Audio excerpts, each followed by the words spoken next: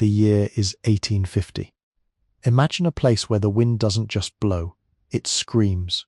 Out here, in the middle of the North Atlantic, the Faroe Islands are nothing more than jagged emerald teeth rising from a bruised and violent sea. The salt spray hangs in the air like a heavy veil, coating the black basalt cliffs in a slick, shimmering glaze. To stand on the edge of these islands is to feel the sheer, terrifying scale of the world, where the Atlantic swells, monstrous and grey toil, endlessly against the land. But we aren't standing on the edge tonight. We are retreating. We are stepping back from the abyss, away from the thunderous roar of the swells crashing against the rocks 1,000 feet below. We are moving toward a single flickering light, a window set into a thick wall of stone and turf, glowing like a dying ember in the vast, wet dark. Inside this house, the world changes instantly. The screaming wind is muffled, transformed into a distant, rhythmic hum that vibrates through the very foundations of the earth. The freezing dampness is replaced by the scent of drying peat and the earthy, musk-heavy aroma of raw sheep's wool. Here, time doesn't move in hours or minutes. It moves in stitches. It moves in the steady, hypnotic click-clack of bone needles and the soft, melodic crackle of a peat fire. You are sitting on a worn wooden bench, the grain of the timber polished smooth by generations of hands. Your own hands are busy, your heart is quiet, and the great Atlantic is nothing more than a ghost rattling the latch of the door.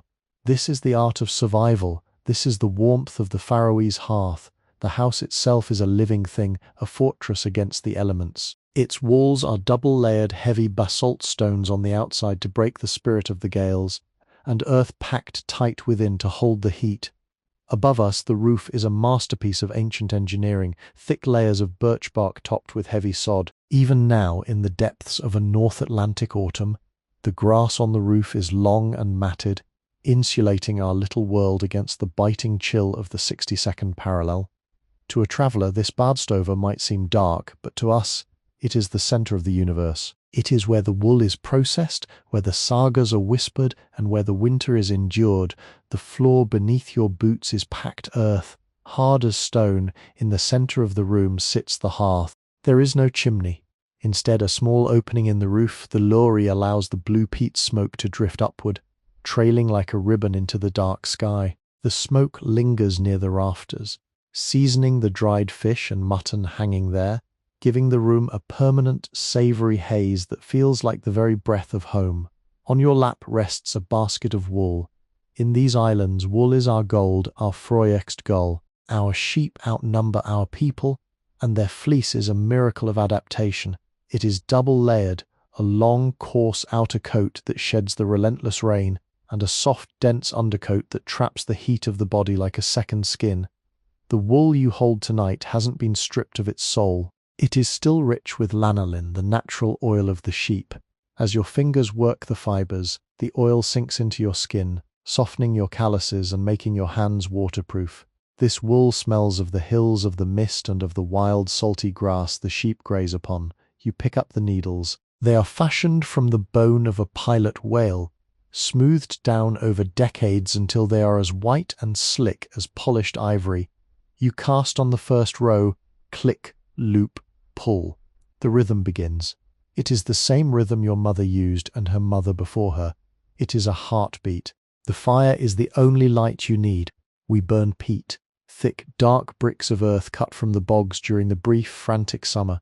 It doesn't roar like wood. It glows with a deep, pulsing orange intensity. It breathes a low, steady heat that sinks into your bones, loosening the tension of a long day's labour.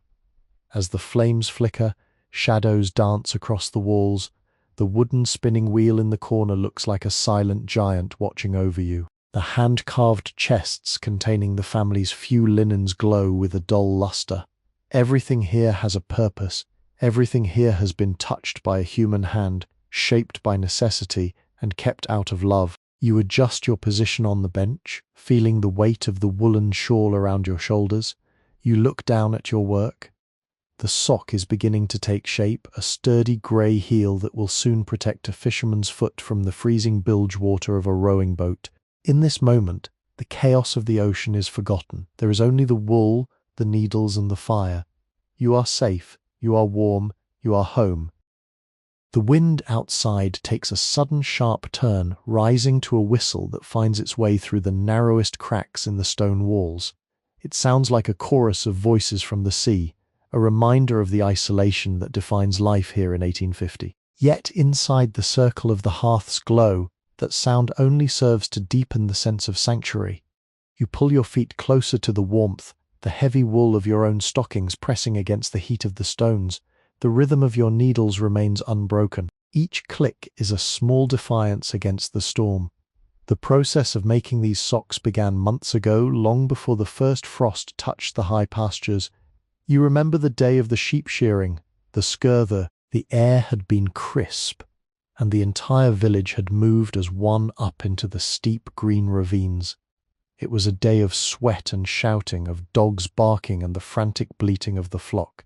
We did not use heavy iron shears back then. We pulled the wool by hand the road, taking only what the sheep were ready to give as they naturally shed their winter coats. This ensured the fibers remained long and strong, unbroken by blades. As you work the yarn now, you can almost feel the memory of the hillside in the fibers. The wool was washed in the cold streams, the water rushing over the fleece to remove the dirt of the moorlands while carefully preserving that precious lanolin. Then came the carding, sitting for hours by this very fire, combing the tangled mass into straight, silver-grey clouds. Every woman in the Faroe Islands knows that the quality of the sock is decided in the carding. If the wool is not prepared with patience, the yarn will be uneven, and the fisherman who wears the finished garment will feel every lump and knot against his skin as he battles the waves. Your fingers move with an intelligence of their own, navigating the transition from the leg of the sock to the turning of the heel. This is the most complex part, the hailer requiring a mathematical precision handed down through whispers and demonstration rather than books. You count the stitches in your head, a silent mantra that keeps the mind tethered to the present. The yarn is a natural grey, a mixture of white and black wool that creates a mottled grey, the colour of the granite cliffs that surround your world. It is a colour that does not show the wear of hard labour. Outside, the tide must be turning. You can hear the change in the voice of the ocean, a deeper, more resonant thrum as the water is pushed into the narrow fjords. It is a dangerous time to be on the water, but here the only movement is the flicker of the peat flame and the steady growth of the knitted fabric. The smoke from the hearth spirals lazily toward the roof hole, carrying with it the scent of a life well lived. On the table nearby sits a wooden bowl, a asker containing the remnants of the evening meal, dried mutton and a piece of unleavened bread. The simplicity of the food mirrors the simplicity of the task. In the Faroe Islands, we do not have forests for timber or vast fields for grain. We have the sea, the sheep, and each other. This sock you are knitting is more than just clothing. It is a gift of time and protection. It is a barrier between a human being and the unforgiving cold of the north. You think of the man who will wear this, perhaps a husband, a brother, or a son. He will stand in an open boat for 10 hours at a time. His hands raw from the salt and the oars, but his feet will stay warm. The wool will absorb the moisture and still hold the heat, a miracle of nature that no machine could ever replicate. You pause for a moment to stretch your fingers. The firelight catches the oily sheen on your skin, a testament to the richness of the wool. The silence of the house is profound, broken only by the settling of the peat and the occasional sigh of the wind in the yori. It is a silence that would frighten some, but to you it is a space for reflection. In the darkness of the corners you can sense the presence of those who sat here before you. This bench has held your grandmothers, women who knitted through the Great Famine and through the long years of the trade monopoly. They survived because they knew how to turn a sheep's back into a shield. You pick up the needles again. The second half of the heel is taking shape. The bone needles feel warm in your grip. Having absorbed the heat of your hands, you are part of a long, unbroken chain of craft. As long as there is wool and a hearth, the islands will endure. The storm can roar until its throat is hoarse, but it cannot enter here. You are the keeper of the flame and the weaver of the wool, and tonight that is enough.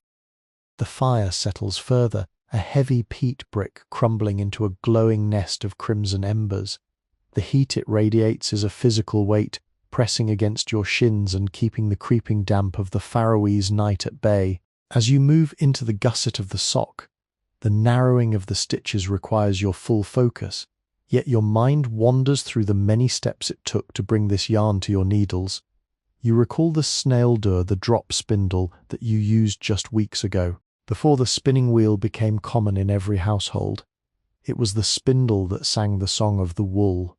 You can still feel the weight of it in your memory, the stone haul spinning rapidly toward the floor, twisting the fibers into a tight, resilient thread. Even now, with a spinning wheel tucked into the shadows of the room, you appreciate the tension of this particular yarn. It is tog wool spun with the intent of lasting a lifetime. It is thick, slightly uneven in a way that shows it was made by a human soul rather than a machine, and it possesses a springiness that promises comfort.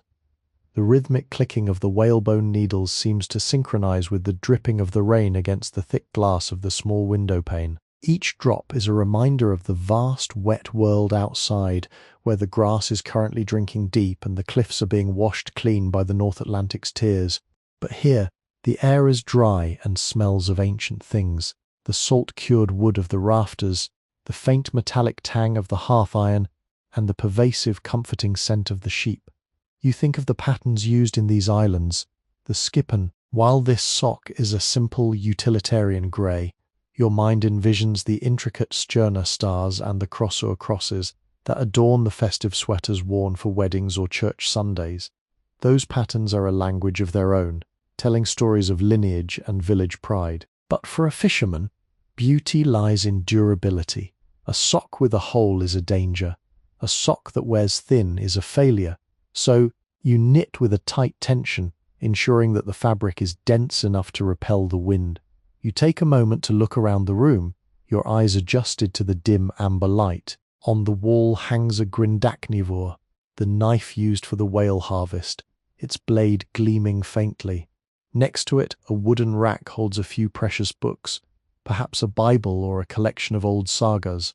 These are the treasures of a Faroese home in 1850. We do not have gold or jewels, but we have the tools of our survival and the stories of our ancestors. The fire flickers, sending a sudden spark leaping onto the stone hearth, where it dies in a tiny puff of smoke. You realize your hands have moved through several more rounds of the foot without you even noticing. It is a trance, a knitting meditation that has sustained the women of the North for 1,000 years. It is how the long winters are conquered, not by fighting the darkness, but by filling it with productive rhythm. You think of the sheep again, out there in the dark, huddled together under the lee of a stone wall, their thick coats heavy with rain, but their skin perfectly dry.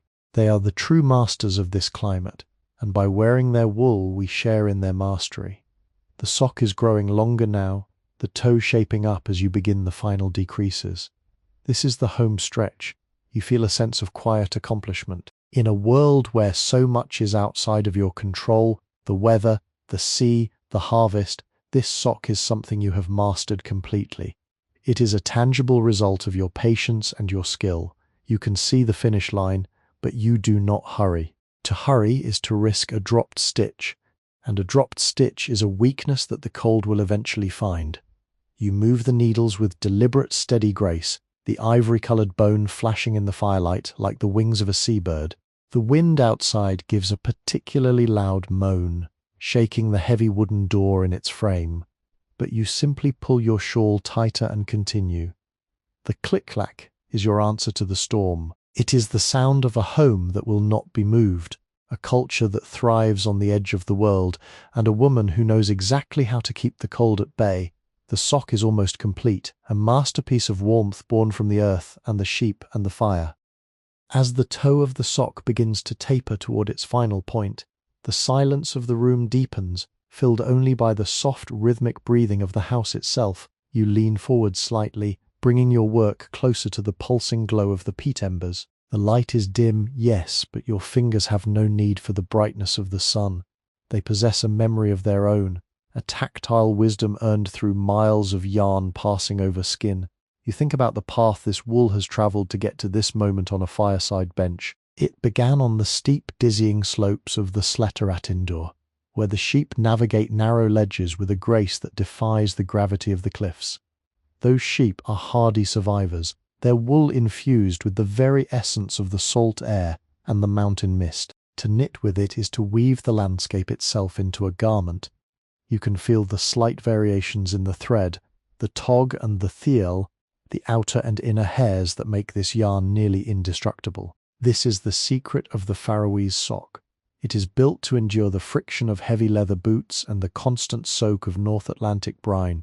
If you listen closely past the whistling wind, you can hear the faint, muffled thud of the waves against the base of the islands. It is a reminder that we are small and the ocean is vast. Yet, here in the Bastova, there is a profound sense of scale. The world is reduced to the reach of your arms and the heat of the hearth. This smallness is not a cage, it is a sanctuary. In 1850, there are no telegrams, no steamships frequenting these shores, no echoes of the bustling cities of Europe. There is only the community, the family, and the seasonal cycle of the land. You move through the final decreases of the toe, the 4 needles held in a delicate crown-like arrangement. Each stitch pulled tight ensures that no draft will ever find its way to the wearer's toes. You think of the legacy of this craft. This is the Heimavirki, the home industry that keeps the islands alive. For centuries, the King of Denmark has accepted our wool as taxes, valuing the labor of our hands as the highest currency. Every loop you create is a link in a chain of survival that stretches back to the Vikings who first stepped off their longships onto these treeless shores. They brought the sheep, and the sheep brought the possibility of life. You pause to adjust the shawl on your shoulders, a heavy, triangular piece of knitwear that smells faintly of wood smoke. The warmth of the room has a drowsy quality to it now, the kind of heavy comfort that makes the eyes grow heavy and the mind drift toward the realm of dreams. But the work is not yet done. There is a meditative peace in finishing what you have started. You look at the second sock already completed and resting beside you on the bench. It looks sturdy and honest. Soon they will be paired, washed one final time in soapy water to bloom the fibers, and then hung near the rafters to dry. They will be ready for the first voyage of the winter fishing season. You imagine the man who will wear them, pulling them on in the dark of early morning, the wool providing an immediate, scratchy comfort against his skin as he prepares to face the elements.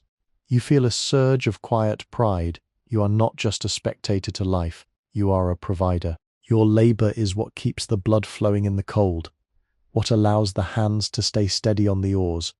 The fire gives a final soft pop, and a blue flame flickers momentarily over a fresh piece of peat. The room brightens for a second, illuminating the rafters and the dried meat hanging in the hyllur just outside the interior door. In this moment you feel the profound interconnectedness of all things: the sheep, the sea, the fire, and the human hand. The sock is nearly closed. Only a few stitches remain. You reach for the small iron shears tucked into your belt to cut the yarn, leaving a tail long enough to weave in. The metal is cold against your palm, a sharp contrast to the warmth of the wool. You are almost at the end of this journey, the circle of the sock nearly complete. The yarn is severed with a sharp, metallic snip, the sound echoing momentarily in the quiet room. You take the tail of the yarn and, using a blunt needle made of polished bone, you carefully weave the end back into the fabric of the toe. You must be meticulous. A loose thread is a path for the cold to enter, and in the North Atlantic the cold is a persistent predator. Once finished, you hold the sock up to the fading light of the fire. It is beautiful in its ruggedness, a dense charcoal grey vessel of heat. You place it next to its twin on the wooden bench, smoothing them out with your palms. The lanolin from the wool has left your skin feeling supple and protected, a natural balm against the harshness of the island life. As you sit there, the weight of the day's labor begins to settle into your muscles, but it is a good weight, a fatigue born of purpose. You look into the embers and think about how these simple acts of creation bind us to the earth. If you find peace in these stories of the past and the slow rhythms of history, please remember to like this video and subscribe to our channel.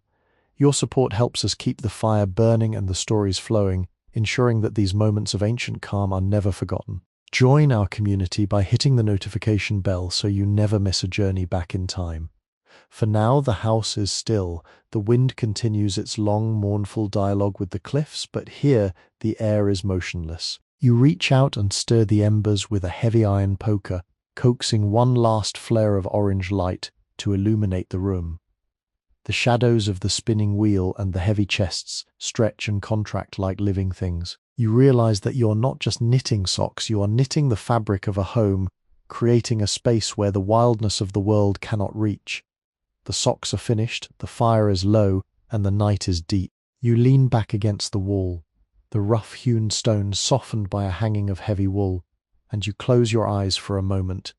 The rhythm of the needles still pulses in your fingertips. Click, loop, pull.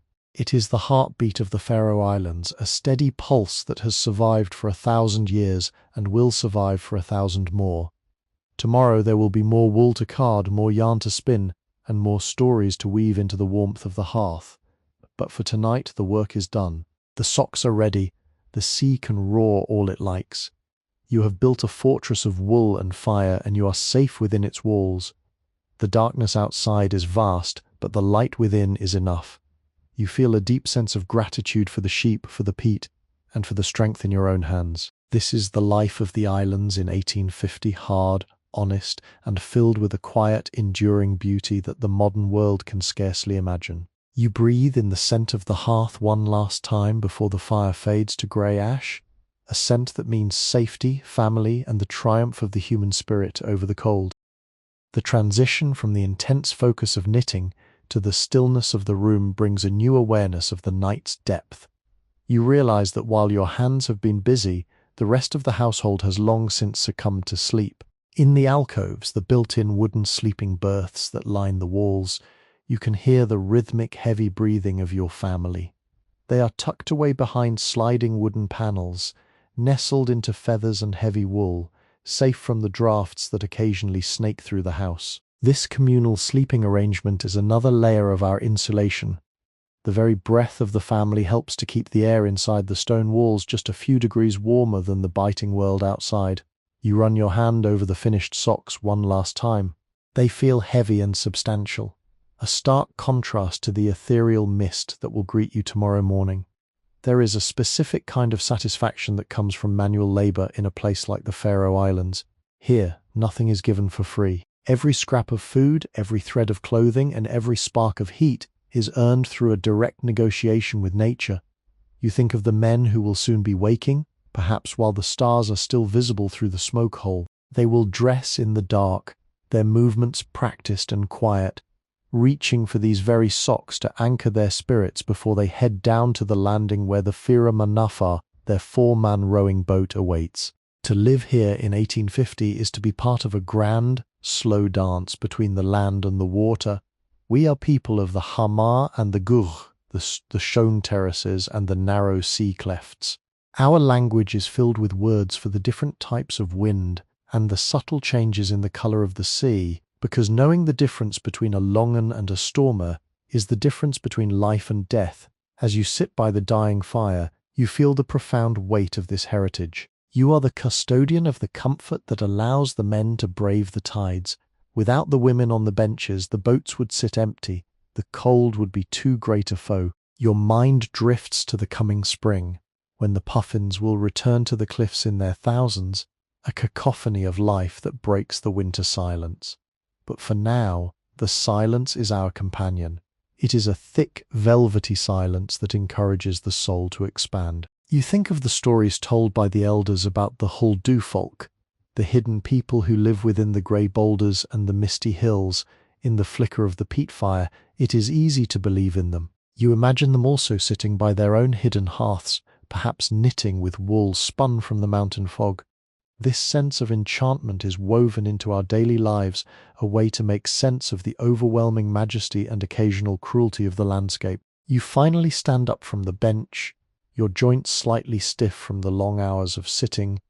You move toward the hearth to rake the remaining coals together, covering them with a layer of fine ash. This is the murmur, the art of keeping the fire alive until morning. If the heart of the house dies, the morning will be bitter and the work of starting over will be long. You watch as the last orange glow disappears beneath the grey blanket, leaving the room in a soft blue-toned darkness. The smell of the peat lingers, a smoky lullaby. You make your way toward your own sleeping berth, your feet knowing every dip and rise in the packed earth floor. As you settle into the warmth of your blankets, you feel the lingering oil of the wool on your fingers, a physical reminder of your evening's work. The click-clack of the needles still echoes in your mind, a comforting ghost of a sound. Sleepy History with Tales is a sleep history storytelling platform created for entertainment, inspiration, education, and the promotion of positive emotional values. The darkness of the Faroese night is never truly empty. Even as you lie in your sleeping berth, the sounds of the island continue to weave a tapestry of existence.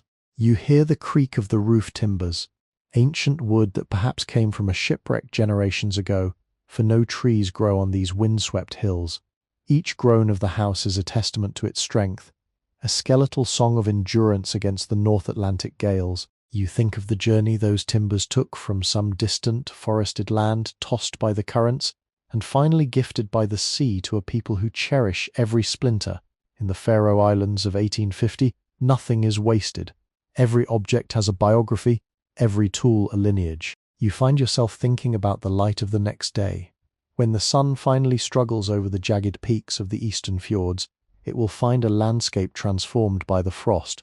The morning chores will begin with the same steady cadence as your knitting. There will be water to fetch from the spring, the icy liquid stinging your hands, and the livestock to tend to in the lower stone stalls.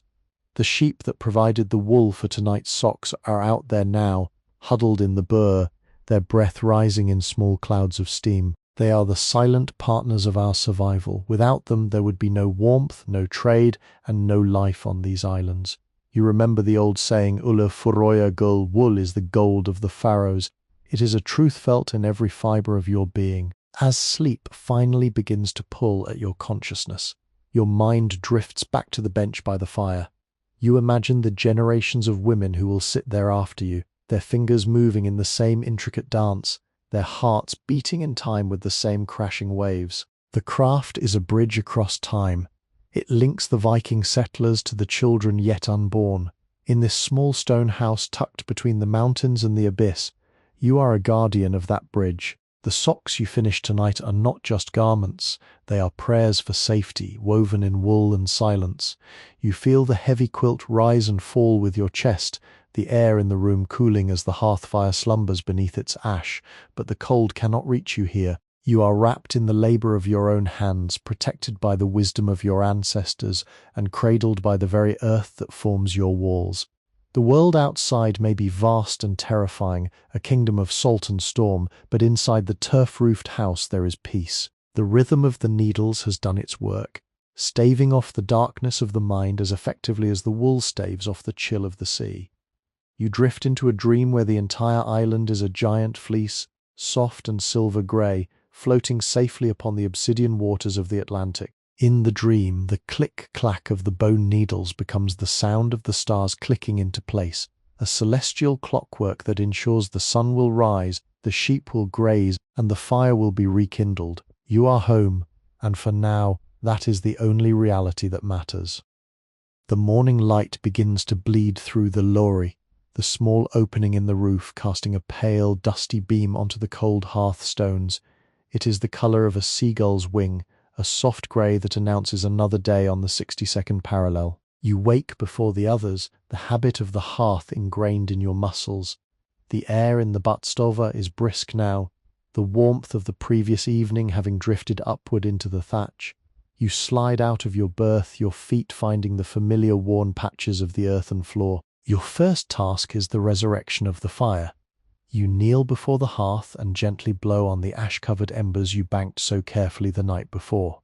A faint orange glow appears, then a flicker as a dry splinter of peat catches. Soon the low, steady heat begins to radiate once more, and the room starts to breathe. You reach for the socks you finished in the deep of the night.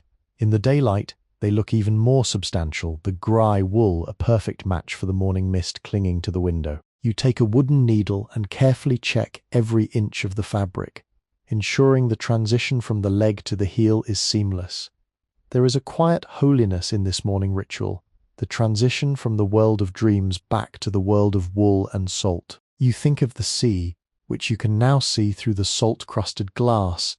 It is a restless, churning expanse of leaden blue today, the whitecaps looking like tiny, distant sheep grazing upon the water. Somewhere out there, the men will soon be navigating the currents, their lives dependent on the strength of their arms and the warmth of the garments you provide.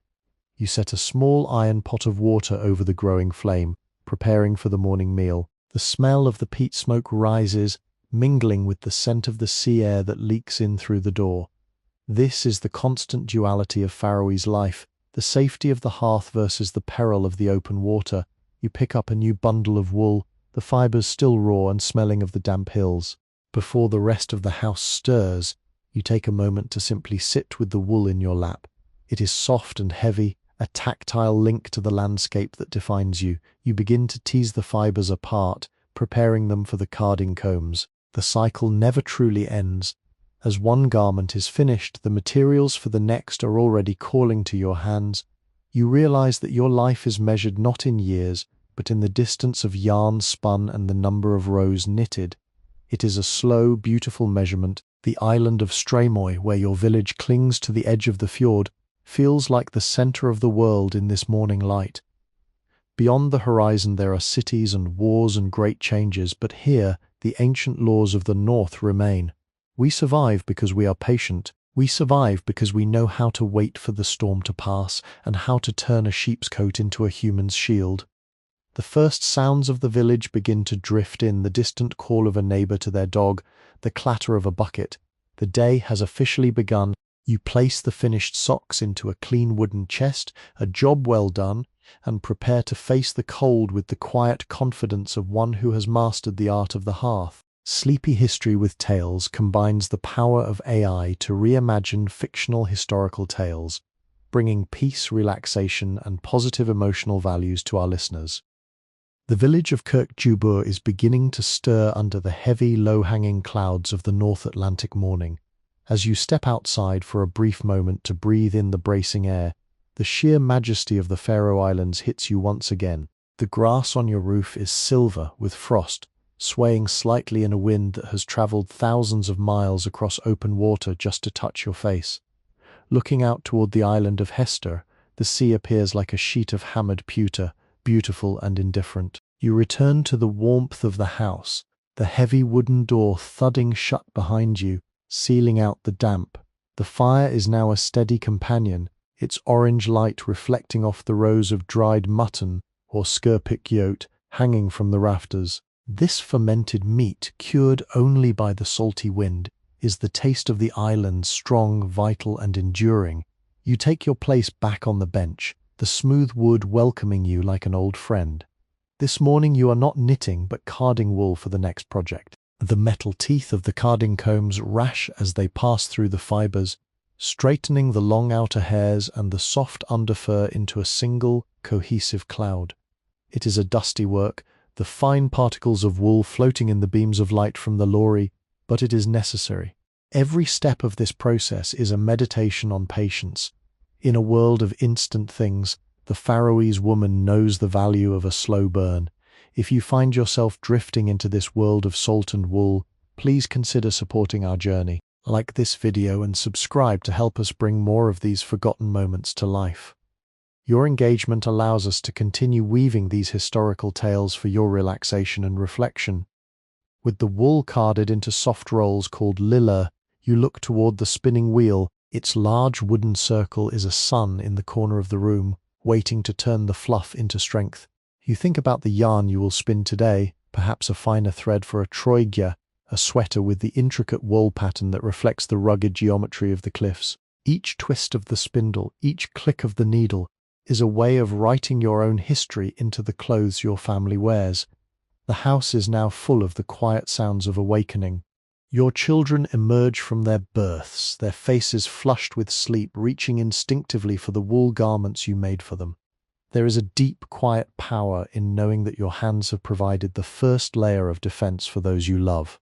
You watch them and you realize that while the world outside is harsh and often unforgiving, The world you have built inside these stone walls is one of soft textures and constant warmth. The legacy of 1850 is not one of conquest or gold, but of the quiet triumph of the domestic spirit. It is the victory of the hearth over the hurricane. As you begin to treadle the spinning wheel, its low hum joining the morning chorus, you feel a profound sense of belonging. You are exactly where you are meant to be, participating in a cycle of life that is as old as the stones themselves. The wool flows through your fingers, becoming a lifeline, a thread that connects the past to the present and the present to a warm, safe future. The midday sun is a pale, shimmering ghost behind the thick Atlantic mist, casting a soft, shadowless light across the village. Inside the house, the atmosphere has shifted into a deeper, more industrious quiet. The morning chores are complete, and the family has dispersed to their respective duties, some to the outdoor halure to check the curing meat, others to the shore to see what the tide has brought in. You remain by the hearth, the spinning wheel finally stilled, replaced by the rhythmic motion of the hand cards once more. There is a pile of brunt wool, the natural deep chocolate brown of the island sheep, waiting to be prepared. This darker wool is prized for its warmth and its ability to hide the stains of coal and sea salt. As you pull the cards together, the sound is like a deep sigh, a repetitive hush-hush that matches the rhythm of the waves hitting the cliffs in the distance. You think about the sheer endurance of the Faroese people. In 1850, we are a people of stone and tide, living on the very edge of the habitable world. Yet inside this small circle of warmth, there is a richness that money cannot buy. It is the richness of knowing exactly where your clothes come from, of understanding the language of the wind, and of possessing the skills to turn a harsh landscape into a home. You look at the walls of the Bastava, where the smoke has stained the rafters a deep, lustrous black. This patina is the history of every fire ever burned in this house, a record of every winter survived. Each layer of soot represents a season of stories, of songs, and of the steady clicking of knitting needles. You realize that you are part of a living tapestry. Your life is a single thread woven into a much larger design, one that includes the sheep on the hills, the fish in the deep, and the ancestors who first looked at these barren islands and saw a future. You begin to create the lilla from the brown wool, rolling them delicately between the backs of the cards. They look like small, soft sleeping animals. These will eventually be spun into the yarn for a heavy shawl, a garment that will wrap around your shoulders like a constant hug during the long nights of December. You think about the winter solstice, when the sun barely clears the horizon and the world is draped in a perpetual blue twilight. In those times, the hearth is not just a source of heat, it is the sun itself. The wool you prepare today is the fuel for that future light. You take a moment to adjust the peat on the fire, using a small shovel to bank the embers toward the back of the stone cavity. The heat is steady and comforting, a dry warmth that keeps the joints limber even when the dampness outside tries to seep into the marrow of your bones. You feel a sense of profound peace in this labor. There is no anxiety here about the passing of time, for time is measured by the work of the hands. A day spent preparing wool is a day well lived. You look at the window, where the mist is beginning to thicken, turning the world outside into a blurred white dream. It doesn't matter. Inside, the colors are vivid: the orange of the fire, the silver and brown of the wool, the dark grain of the wood. You are a creator in a world that often seems intent on destruction. Every carded roll of wool is a small act of defiance against the chaos of the storm. You continue your work, your movements fluid and graceful, a dance of hands and heart that has no beginning and no end. The afternoon stretches long and thin, like the yarn pulling from a spindle. The light from the roof hole has turned a deeper, cooler grey as the sun begins its early descent behind the mountain ridges of Stramoy. Inside the house, the air carries the faint, sweet smell of simmering broth, but the focus remains on the wool.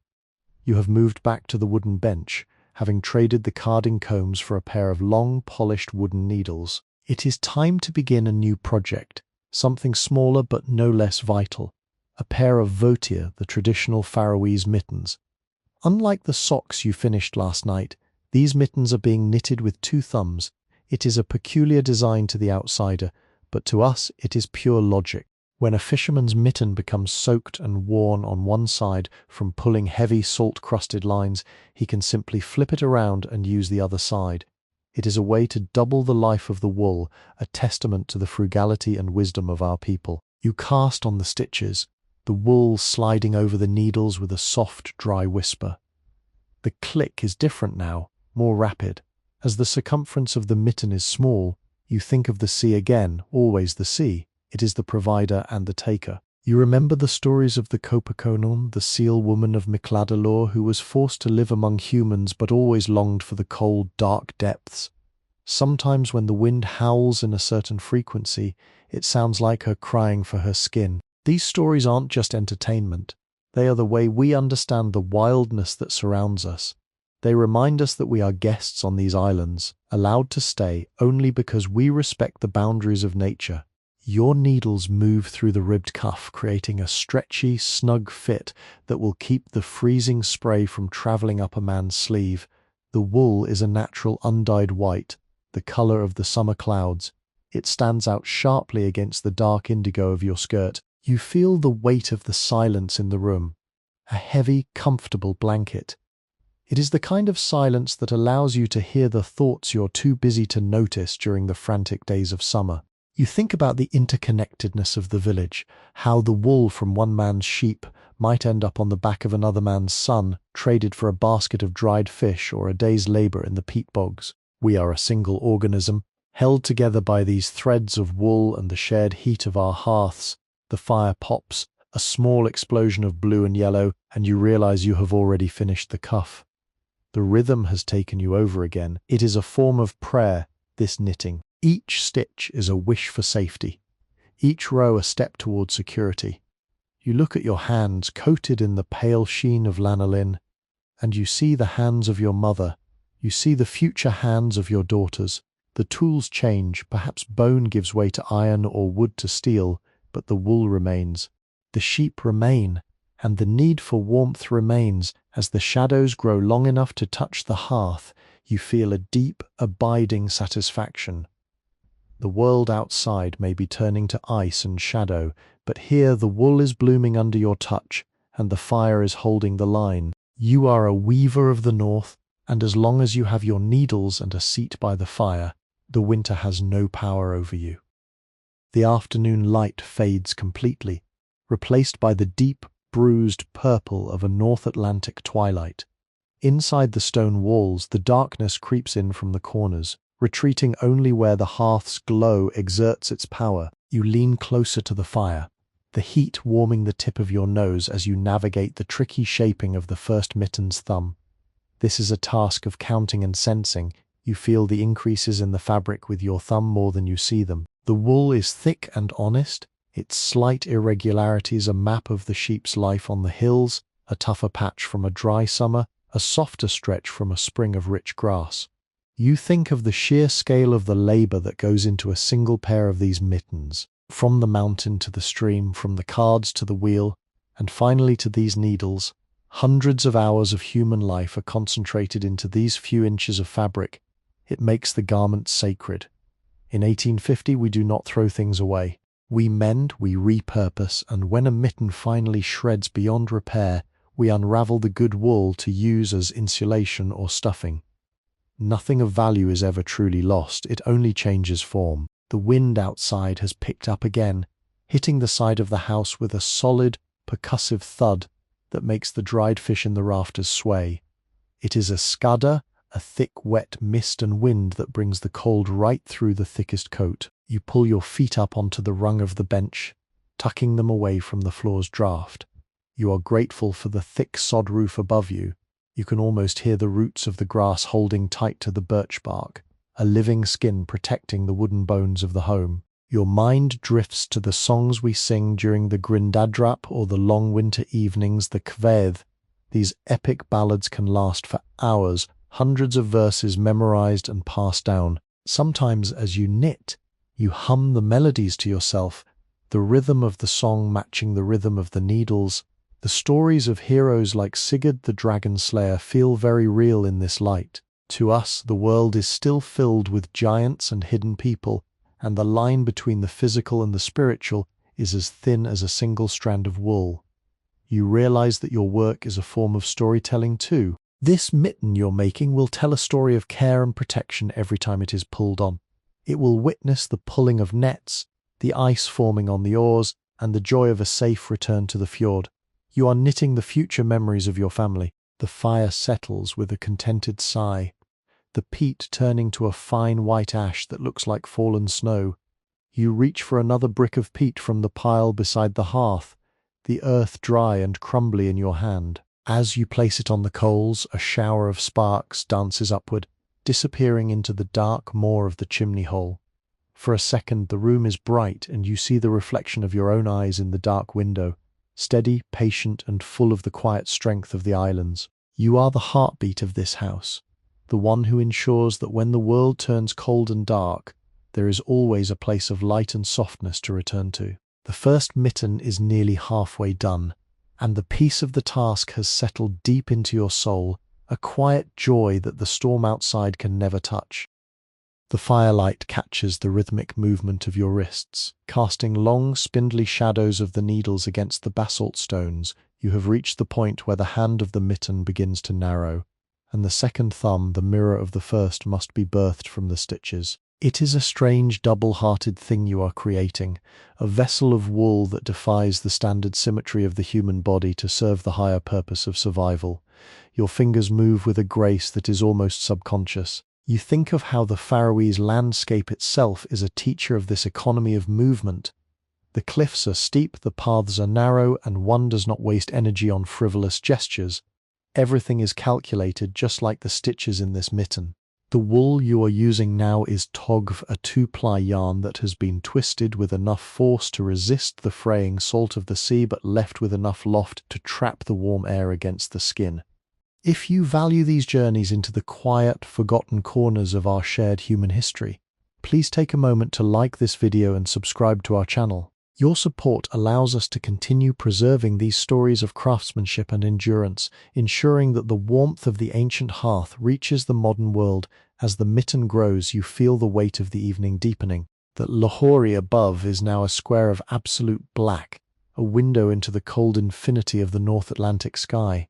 Somewhere up there the stars are wheeling over the islands, but down here the universe is limited to the scent of burning peat and the soft friction of wool. You realize that in 1850 we are not just living on the land, we are part of its biology. Our houses are made of its stones and grass, our clothes are the hair of its animals, and our warmth is the very soil of the bogs burned in the hearth. This realization brings a profound sense of security. You cannot be lost when you are made of the very place you stand. The needles click with a steady, comforting persistence.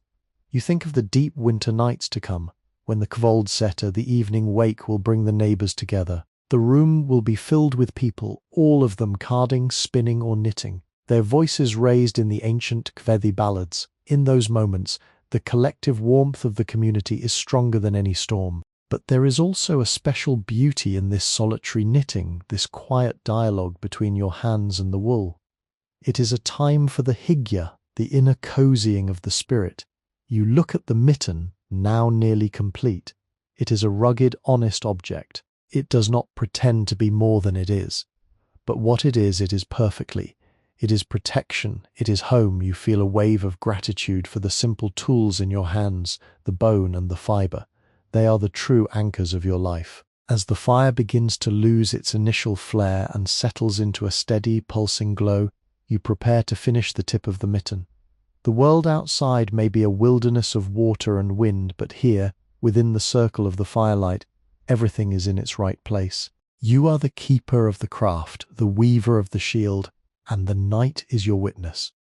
The first mitten is now a complete husk of wool, resting heavy and warm on the wooden bench beside the 2 socks. You pick it up, sliding your hand inside to test the fit.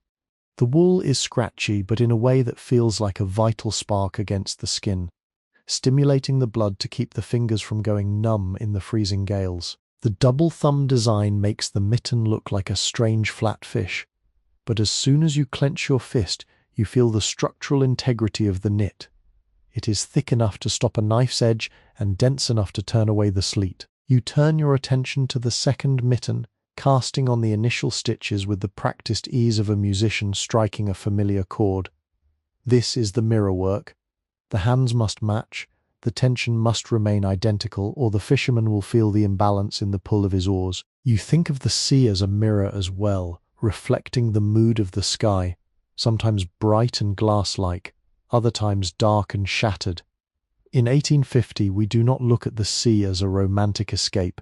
We look at it as a field to be harvested, a dangerous garden that requires the utmost respect. The fire is burning with a steady, low intensity now, the peat having reached that stage where it looks like a glowing city of red and gold. The heat has soaked into the thick basalt walls, which will radiate that warmth back into the room long after the last ember has turned to grey. You adjust your shawl, feeling the familiar weight of the knit against your spine. This shawl was the first major piece you ever completed as a young girl, under the watchful eye of your grandmother. You remember her hands gnarled and spotted like the stones on the beach, but moving with a speed that made the needles blur. She taught you that a woman's worth in the islands was measured by her ability to keep her family dry. A man can face the north wind, she would say, but only if his heart is wrapped in wool. You smile at the memory, the clicking of your bone needles echoing her wisdom. The room is so quiet now that you can hear the occasional tink of a cooling ember and the soft rustle of the straw in the sleeping berths. This silence is a luxury. In the summer, the house is a chaotic hub of activity, drying hay, shearing, salting fish, but the winter brings the gift of the innesætisverd, the weather that keeps one inside. It is a time for the mind to wander, for the soul to mend itself just as we mend the clothes. You watch the yarn move from the basket to your fingers, a continuous line of life. It reminds you of the higdur, the small hidden spirits that the old folks say inhabit the nooks and crannies of the stone walls. You don't see them, but you feel their presence in the way the house seems to huddle closer to the earth when the storm peaks. You're not just a tenant in this house, you're part of its ecology. You breathe out, and the plants on the roof breathe in. You burn the peat, and the smoke feeds the sky. The second mitten is growing rapidly now, the cuff finished and the palm beginning to take shape. You find yourself leaning into the rhythm, your body swaying slightly with each stitch. It is a dance of survival, a slow-motion victory over the elements. The island of Streymoy sleeps outside, tucked under its blanket of mist and grass, while inside you continue to weave the barrier that makes life possible. You are the guardian of the warmth, the one who stands between the family and the void of the Atlantic winter. With each loop of the yarn you are tying the present to the future, ensuring that when the sun finally returns in the spring, your family will be there to greet it healthy and whole. The night has matured into a deep, velvety stillness that only the Faroe Islands can produce, a silence so profound it feels as though the islands themselves have submerged beneath the waves. The only constant is the fire, which has now reached its most beautiful state, a pulsing, translucent heart of amber peat. You reach into the wool basket one more time, your fingers brushing against the rougher fibres at the bottom. These are the scraps, the tagdur, which will eventually be used to stuff a pillow or insulate a child's shoe. But for now, your focus remains on the second mitten. The needles move in a blur of ivory light, the whalebone having picked up the oil from your skin until they glow. You think about the whales that gave up these bones, the great pilot whales that appear in the fjords like a gift from the deep. Every part of them is used: the meat for food, the blubber for oil to light the small lamps, and the bones for the very tools you hold. In 1850, there is a sacred contract between the people and the animals. We take only what we need to survive, and in return, we honor the gift by wasting nothing. This mitten is a piece of that contract. It is a tool for a worker, a shield for a hand that will pull life from the cold water. The wool feels alive in your hands, shifting and settling as it is locked into place by the stitches. You notice a small piece of dried heather caught in the fibres, a tiny purple ghost of the summer moorlands. You pick it out carefully and toss it into the fire, watching as it flares up for a fraction of a second before vanishing. It is a reminder that the mountains are always with you, even inside this stone fortress. The bar stova feels smaller now, the shadows having reclaimed most of the room. leaving only you and the hearth in a small golden bubble of existence. You find yourself thinking about the language of the knitting itself. The liktje is the loop, the binding is the stitch. These words are the same as those used for the knots in a fishing net or the tether of a cow. We are a people who understand the power of the knot. To tie something is to claim it, to protect it, to keep it from drifting away into the grey vastness of the north. As you work the increases for the first thumb of this second mitten, you feel a sense of completion beginning to dawn. The set 2 socks and 2 mittens represent several days of your life, distilled into physical form. They are tangible evidence of your existence, your skill, and your love. If a stranger were to find these garments 100 years from now, they would know exactly who you were. A woman of the Faroe Islands who knew the value of a tight tension and a warm hearth. The wind outside gives a long, low whistle, but it sounds different now. Less like a threat and more like a lullaby. You are tired, but it is the peaceful exhaustion of a harvest well reaped. You look at the rafters, where the last wisps of peat smoke are curling around the salted meat, and you feel a deep, primitive satisfaction. Your larder is full, your family is asleep and warm, and your needles are nearly finished with their task. The world outside may be cold and indifferent, but inside this house, meaning is found in the simple, repetitive act of creation. You are the architect of this piece, one stitch at a time. The second mitten is nearing the point where the hand narrows toward the fingers, and you prepare your mind for the final, careful decreases. The rhythm of the night is yours. The midnight hour passes without a sound, noticed only by the deepening cold that attempts to press through the heavy stone walls. You shift slightly on your bench, feeling the stiffness in your back, but you do not stop. The second mitten is almost at the narrowing of the fingertips. Your mind wanders to the vertical looms, the uppstadsfavor, that stand in some of the larger houses in the village. While those looms produce the heavy vadmal cloth for coats and trousers, there is something more intimate about knitting. Knitting is portable. It is the craft of the moments in between. It is what we do while we wait for the dough to rise, while we watch the pot, or while we sit through the long, dark watches of the night. You look at the yarn trailing from your basket, a silver umbilical cord connecting you to the pile of wool you carded earlier. In 1850, we are never truly idle. An idle hand is a cold hand, and a cold hand is a danger to the household. The needles continue their steady dance over, under, pull. The bone surface makes a dry, rhythmic sound, a tiny percussion that fills the silence. You think about the color of the wool, this natural vit that isn't quite white, but the color of sea foam or the morning mist. It is the purest expression of the sheep. To dye wool with lichen or madder is a beautiful thing for feast days, but for work, the natural colors are best. They carry the oils of the sheep more effectively, and they speak of the land without translation. As you decrease the stitches, the fabric pulls together, forming the rounded tip that will house the fisherman's fingers. You can imagine those fingers perhaps cracked from the salt water, finding sudden soft relief inside this wool. It is a humble thought, but it brings a lump to your throat. In this harsh landscape, kindness is often expressed through the thickness of a garment. To give someone a well-knitted pair of mittens is to say, "I want you to return." It is a silent plea against the hunger of the ocean. The fire has shrunk to a collection of glowing rubies, casting a dim red light that makes the wool look like it is blushing. You lean even closer to the heat, the warmth prickling your skin. The air in the badstova is thick with the history of this family, the smell of the old wood, the faint lingering scent of last summer's hay, and the pervasive aroma of the sheep. You feel a sense of timelessness. In this moment, you are every woman who has ever lived on these islands. You are the link between the ancient sagas and the future children who will play on these floors. The mitten is almost closed. You pull the yarn through the final 4 loops, tightening the circle until the whole vanishes. You hold it up, a mirror image of the first, perfect and strong. You have done it. The set is complete. You lay the second mitten down next to its mate. They look like a pair of resting birds on the bench. A wave of profound relief washes over you, followed by a deep, heavy drowsiness. The work of the day and the night is finally finished. You take a moment to simply sit in the presence of your creation. 4 pieces of wool born from the hills, shaped by the fire and destined for the sea.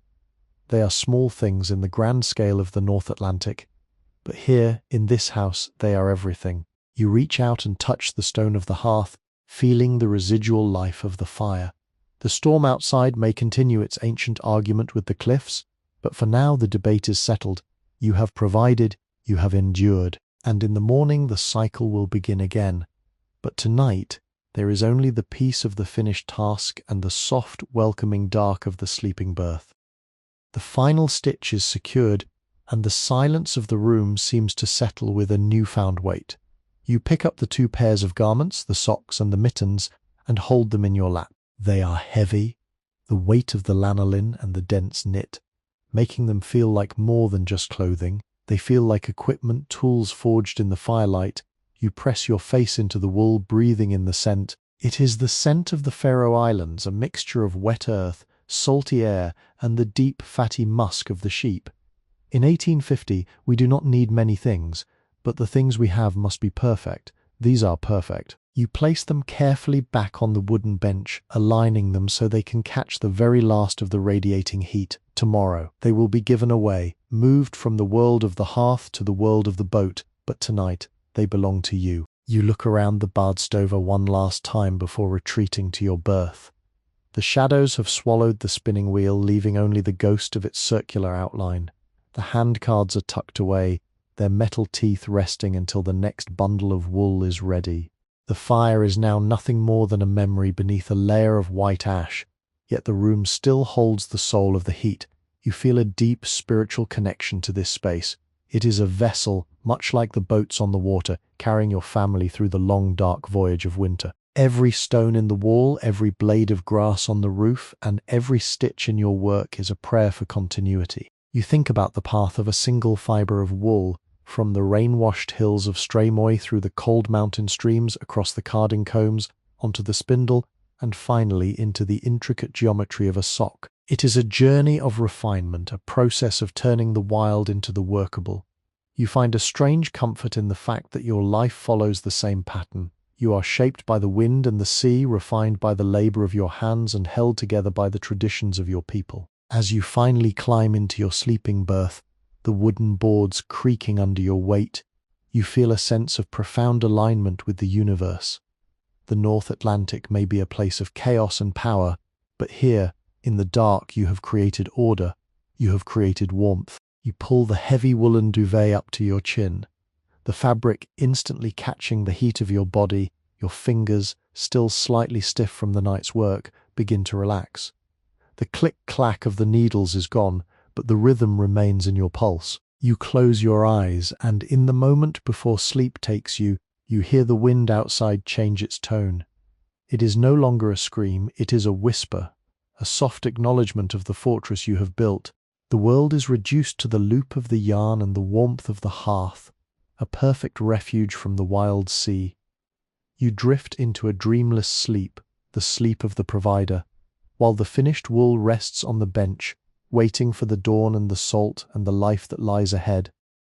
The pre-dawn light of the Faroe Islands is a fragile, ghostly thing. Long before the sun actually crests the horizon, a deep indigo hue begins to fill the Bardstover, filtering through the smoke hole and the single small window. You wake not to a sound, but to the subtle change in the air's weight. The fire has completely retreated into the ash, and the room has taken on a sharp, bracing chill. You lie still for a moment, listening to the world outside. The surf is a distant, muffled thunder, and the wind has dropped to a low, mournful sigh. You think of the socks and mittens resting on the bench, waiting in the shadows. They are the first things you look for as you step out from the warmth of your sleeping berth. In the dim light, they look like solid grey stones. You pick them up, and despite the room's chill, the wool feels surprisingly warm, as if it has retained the very spirit of the peat fire. You begin the morning ritual of rekindling the flame, but your mind is already on the sea. Today is the day the fisherman goes out. The men have been watching the sky for 3 days, waiting for this specific window of calm. You move with a quiet urgency, knowing that every minute of light is a precious commodity in the year 1850. As the first small flames of the new fire begin to lick at a fresh piece of peat, you prepare the garments for their journey. You take a heavy needle and a bit of leftover yarn to tie the pairs together. This is a practical tradition. On a pitching boat in the dark of a winter morning, a man cannot be hunting for a stray sock. They must be a unit, a complete defense. You think of the hands that will soon slide into the mittens and the feet that will find sanctuary in the socks. Those hands will be wet with salt spray within the hour, and those feet will be braced against the wooden ribs of the boat as the crew pulls against the tide. This wool is all that stands between them and the numbing grip of the North Atlantic. You feel a sudden, sharp pang of responsibility. If your tension was too loose, or if you missed a single stitch, the cold would find its way in. But as you run your fingers over the dense, oily fabric one last time, you feel, no doubt, you have knitted with the strength of the cliffs and the patience of the tide. The house begins to wake around you. The sliding doors of the sleeping berths click open, and the soft murmurs of your family fill the space. There is no need for loud voices. The rhythm of the house is an old song that everyone knows by heart. Your husband approaches the hearth, his face shadowed and weary even before the day begins. You hand him the bundle of wool without a word. He takes it, feeling the weight and the warmth, and he nods. A simple, profound gesture of thanks that means more than 1,000 words. He knows the hours you spent on the bench. He knows that these garments are his armor. As he sits to pull on the socks, you watch the way the thick wool conforms to his heels, the grey yarn looking almost like a part of his own skin. This is the moment where the craft meets its purpose. The transition from the domestic peace of the hearth to the violent reality of the sea is about to begin. You turn back to the fire, your hands already reaching for the next bundle of raw wool in the basket. The cycle of 1850 does not allow for long pauses. As long as the sea is hungry and the wind is cold, the needles must continue their work.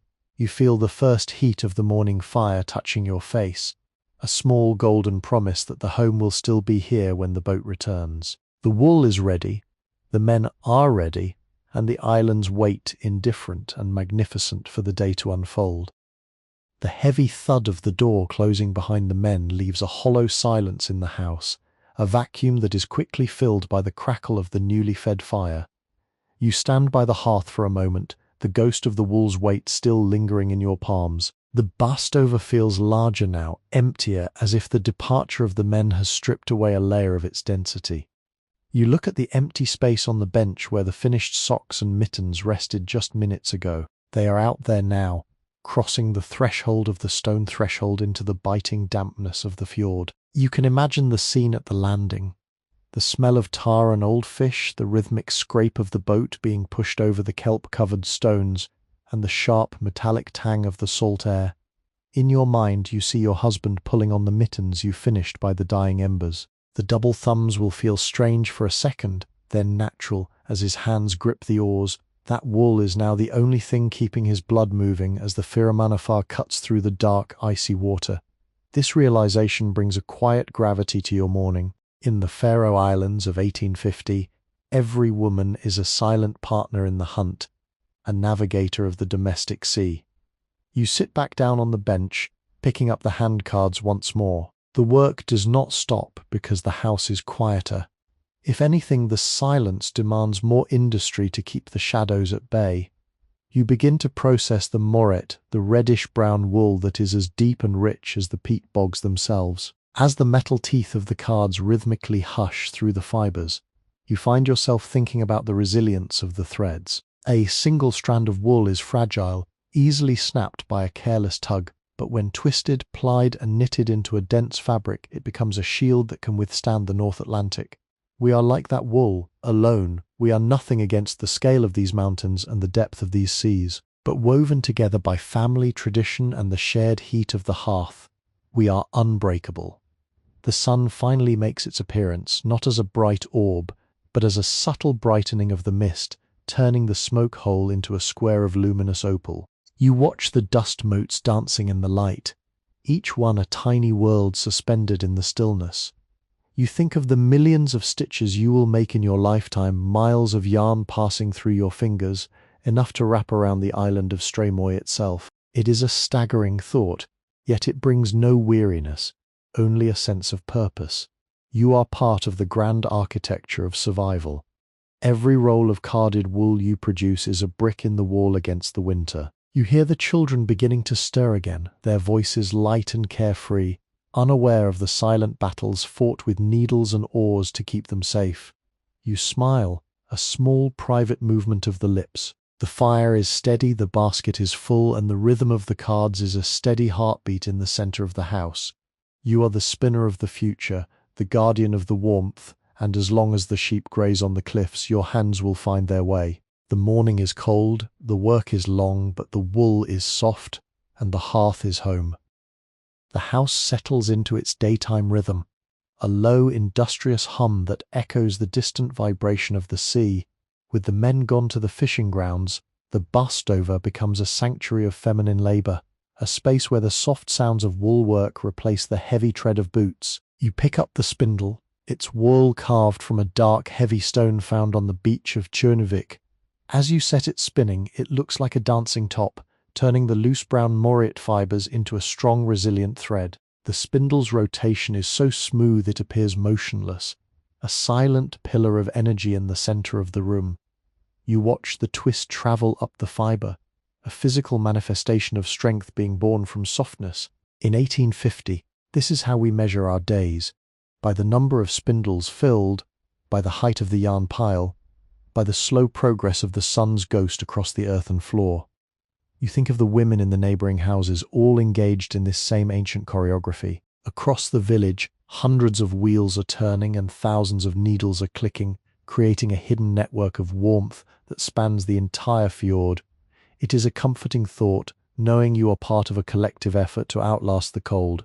The light from the roof opening shifts, catching the silver hair of the old grandmother who sits in the far corner, her fingers moving over a piece of lacework so fine it looks like frozen sea foam. She doesn't need to look at her work. Her hands have their own memory, a wisdom inherited from 1,000 winters.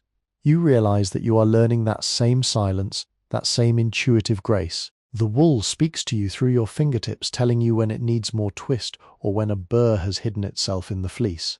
You reach for a small cup of water to dampen your fingers, the cool liquid a sharp contrast to the lanolin-rich wool. Every movement is deliberate, a preservation of energy. Outside, the sheep are likely huddled against the leeward side of the stone walls, their backs to the wind, waiting out the season just as you are. They give us their coats, and in return we give them the shelter of the lower valleys and the protection of our walls. It is a fair trade, a circle of life that has remained unchanged since the first Vikings steered their longships into these rocky harbours. You feel a sudden surge of pride in this continuity. The modern world might be building steam engines and laying telegraph cables far to the south, but here, the spindle and the hearth are enough. They have always been enough. You draw out more fibre, the yarn growing longer and more consistent with every flick of your wrist. This brown yarn will be thick and sturdy, meant for a sweater that will endure years of hard labour in the peat bogs or the hayfields. You are spinning durability, you are spinning endurance. The fire pops, sending a single spark toward your feet, and you gently nudge it back toward the hearth with the toe of your hide shoe. The heat is a constant companion, a silent witness to the quiet transformation of the fleece. As the midday light begins to dim, you feel the weight of the full spindle in your hand, a satisfying heaviness that signals a morning well spent. You are the keeper of the thread, the one who ensures that the line of life remains unbroken, no matter how hard the wind blows or how high the tide rises. The spindle slows its frantic dance as the weight of the gathered yarn finally overcomes its momentum. You catch it mid-air, the wood smooth and warm from the friction of your palm. This bobbin of morit wool is a rich, earthy brown smelling of the heather-covered slopes where the sheep once grazed. You begin the process of winding it onto a wooden niddy-noddy, the repetitive motion of your arm creating a large, loose skein. Each wrap is a yard of potential, a distance measured in the sweat of the hills and the patience of the hearth. As you work, you look toward the Luri and notice the sky has turned a leaden, bruised colour. The clouds are stacking up over the peaks of Eysturoy, a sign that the brief window of calm is closing. You feel a familiar tightening in your chest, a silent prayer sent out to the men in the Fyramanafar. They will be racing the weather now, their oars biting deep into the swells as they aim for the safety of the village inlet. You know that in these moments the wool you provided is more than just clothing. It is a psychological anchor. When a man's hands are warm, his mind remains clear. When his feet are dry, his resolve stays firm. You return to the fire, adding a thick slab of oily peat to ensure the bust-over remains a beacon of warmth for their return. The smoke rises in a straight, thin line before being caught by the downdraft of the approaching storm. You pick up a pair of iron carding combs, the metal teeth clinking together with a sharp, industrial sound that cuts through the domestic quiet. There is still more wool to prepare. The cycle of 1850 is a relentless machine, and you are its primary engineer. You think about the yarn you will ply tomorrow, twisting two strands together to create a cord of such strength that it could almost serve as a fishing line. Life here is a matter of tension and twist, of finding the exact point where a thing becomes strong enough to survive without becoming too brittle to use. You find yourself humming a low, wordless melody, a tune that matches the hush-hush of the cards. It is a song without a beginning or an end, much like the work itself.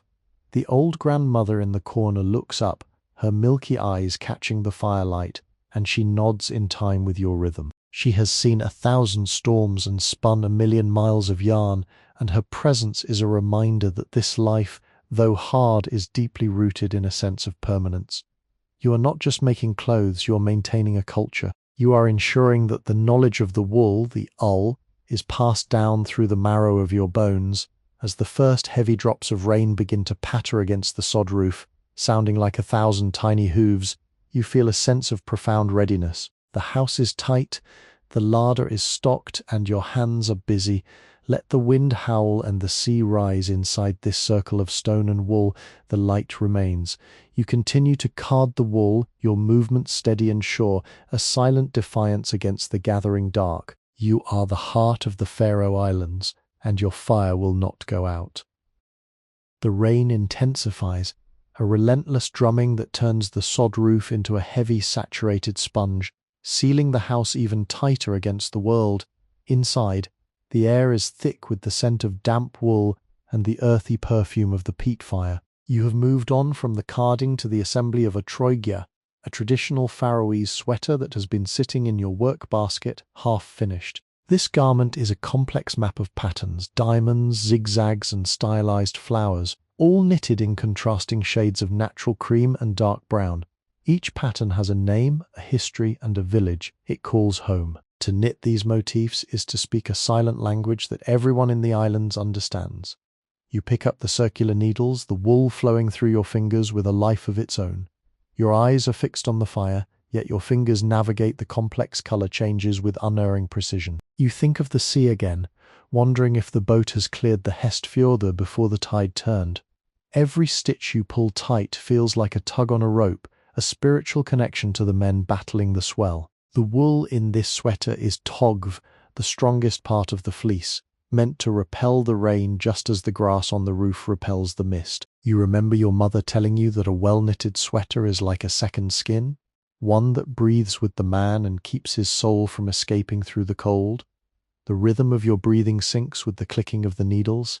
In 1850, there is no separation between art and utility. Beauty is found in the tightness of a weave, the symmetry of a pattern, and the durability of a seam. You find a deep, meditative peace in this work. The world outside may be dissolving into a grey blur of water and wind, but here the patterns are clear and the colours are true. You are creating order from the chaos of the fleece. You reach the point where the sleeves must be joined to the body, a structural crossroads that requires total concentration. The grandmother in the corner watches you, her silent approval a warm weight in the room. She knows that this sweater will likely outlive you, passed down from father to son until the wool itself finally tires and returns to the earth. You are knitting for the generations. As the afternoon light fades into a deep, watery charcoal, you feel the house bracing itself for the night. The rain has turned to sleet, the icy pellets hissing as they fall through the smoke hole and strike the hot stones of the hearth.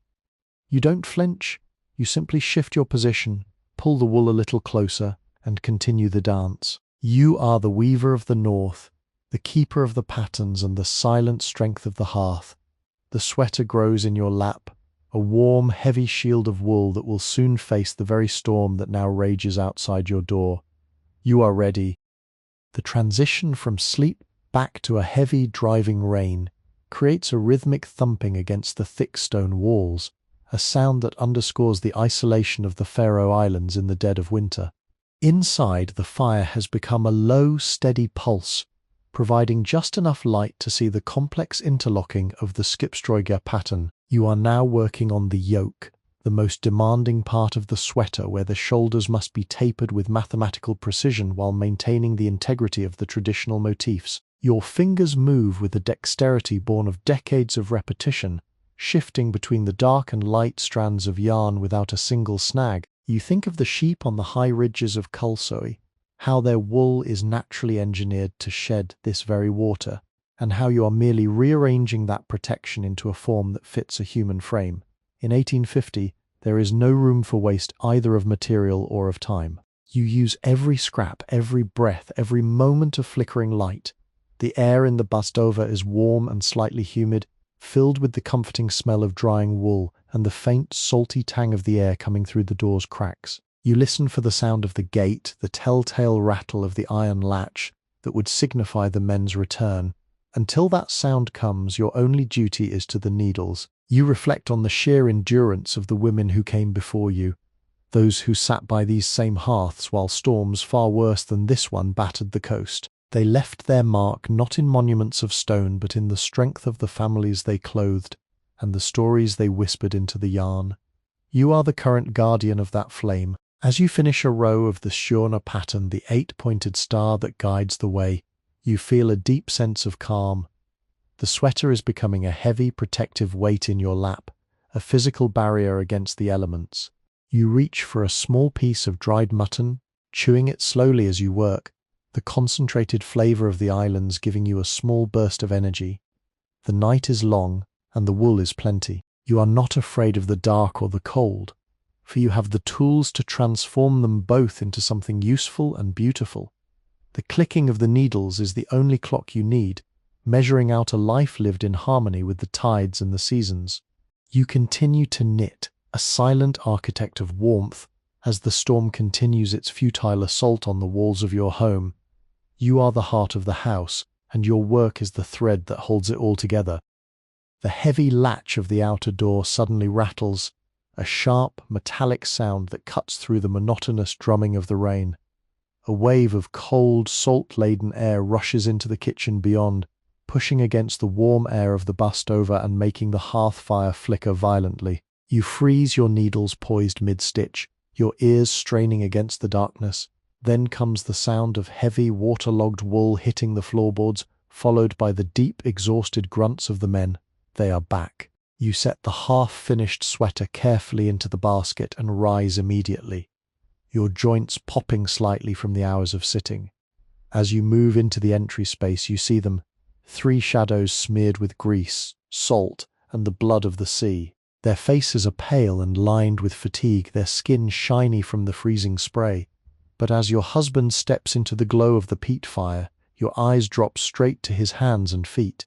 The white mittens are soaked black with seawater, plastered to his skin, yet as he pulls them off with his teeth, you see his fingers are not blue, but a healthy, vibrant pink. The wool did its job. It held the heat even when saturated with the Atlantic. He drops the heavy mittens onto the stone floor with a dull thud, and you instantly pick them up, along with his heavy socks, which are encrusted with fish scales. These garments will need to be washed in fresh water, dried slowly near the heat, and mended where the friction of the oars rubbed the fibers thin. But that is the work of tomorrow. Tonight is about restoration. You guide him to the bench near the hearth, helping him peel away the stiff, salted outer coat. The family gathers around, a flurry of quiet activity as dry clothes are brought out, and a pot of hot fish broth is pushed directly onto the hot coals. The room fills with the rich, savory steam of the food, mingling with the sharp smell of steaming seawool as the wet garments are hung from the rafters. You watch your husband drink from his wooden bowl, the color slowly returning to his cheeks, his eyes reflecting the steady orange glow of the peat. There are no grand stories told yet. The exhaustion is too deep for words. The victory over the storm is a silent one, measured only by the fact that everyone is sitting within the circle of the firelight once more. You return to your place on the bench, picking up the circular needles again. The rhythm of the house, briefly interrupted by the chaos of the arrival, quickly resets itself. The men will eat, they will sleep, and tomorrow they will look to the sky again. And you will be here just as you are tonight, transforming the wild fleece of the hills into the armor they need to survive. You pull the yarn tight, locking another stitch into place. The quiet click of the bone needles a steady, reassuring lullaby that promises that no matter how dark the night or how fierce the sea, the warmth of this house will never be conquered. The breathing of the men soon grows heavy and deep, a slow chorus of exhaustion that rises from the sleeping berths. The food and the sudden intense heat of the Bardstover have done their work, pulling them down into a profound, restorative sleep. The room is now filled with the rich, heavy scent of drying sea wool, as the wet mittens and socks hang directly over the hearth, sending up thin ribbons of vapor that smell of the deep ocean and old brine. You sit alone on the bench, the fire having settled back into a steady crimson glow that illuminates only your hands and the intricate yoke of the sweater in your lap. The storm outside seems to have lost some of its fury, the fierce rain softening into a steady rhythmic drizzle that pats the sod roof with a gentle hypnotic touch. You look up at the hanging mittens, watching the slow drip of salt water onto the hearthstones below, each drop making a tiny sharp hiss as it hits the hot rock. Those fibers have been tested by the ultimate authority of the North Atlantic, and they did not fail. You feel a quiet, stubborn pride welling up in your chest, the knowledge that your labor directly sustained life against the freezing void. You return to the needles, the bone tips catching the dim red light as they dance through the dark brown rows of the pattern. You are working on the final decreases of the neckline now, a delicate section that must be loose enough to pass over a man's head but tight enough to seal out the freezing gales that whip across the deck. Your thoughts drift to the summer months ahead, to the bright days when these same mountains will be covered in green moss and the sheep will be sheared once more. It is a beautiful, endless cycle, the land feeding the sheep feeding and clothing the people, and the people tending the land and the hearth. In 1850, we do not hope for an easier life. We only pray for the strength to endure the one we have, and tonight you feel that strength in abundance. The grandmother in the corner has long since closed her eyes, her lacework resting quietly in her lap, like a patch of winter frost that refuses to melt. You are the only one left awake, the solitary sentinel of the night, keeping watch over the fire and the threads that hold this world together. With each stitch you pull tight, you feel as though you're locking away a piece of the storm, transforming the wild energy of the weather into a warm, silent sanctuary for those you love. The sweater is almost finished, its heavy weight pooling comfortably over your knees, a testament to the quiet victories that are won every single day within these basalt walls. You lean closer to the dying embers, your fingers moving with an unhurried, eternal grace, peaceful and content in the knowledge that your home is safe, your larder is full, and the thread of your life remains unbroken. The midnight oil has burned away, and the room relies solely on the deep core of the hearth, which pulses like a dying star in the center of the basalt floor. The steam from the wet clothes hanging above has thinned out, leaving the wool stiffening as it dries, infused with the permanent seasoning of the sea. You reach the final row of the neckline, your fingers moving through the stitches with a slow, deliberate reverence. This is the binding off, the moment where the open loops are locked forever into a firm, unyielding edge.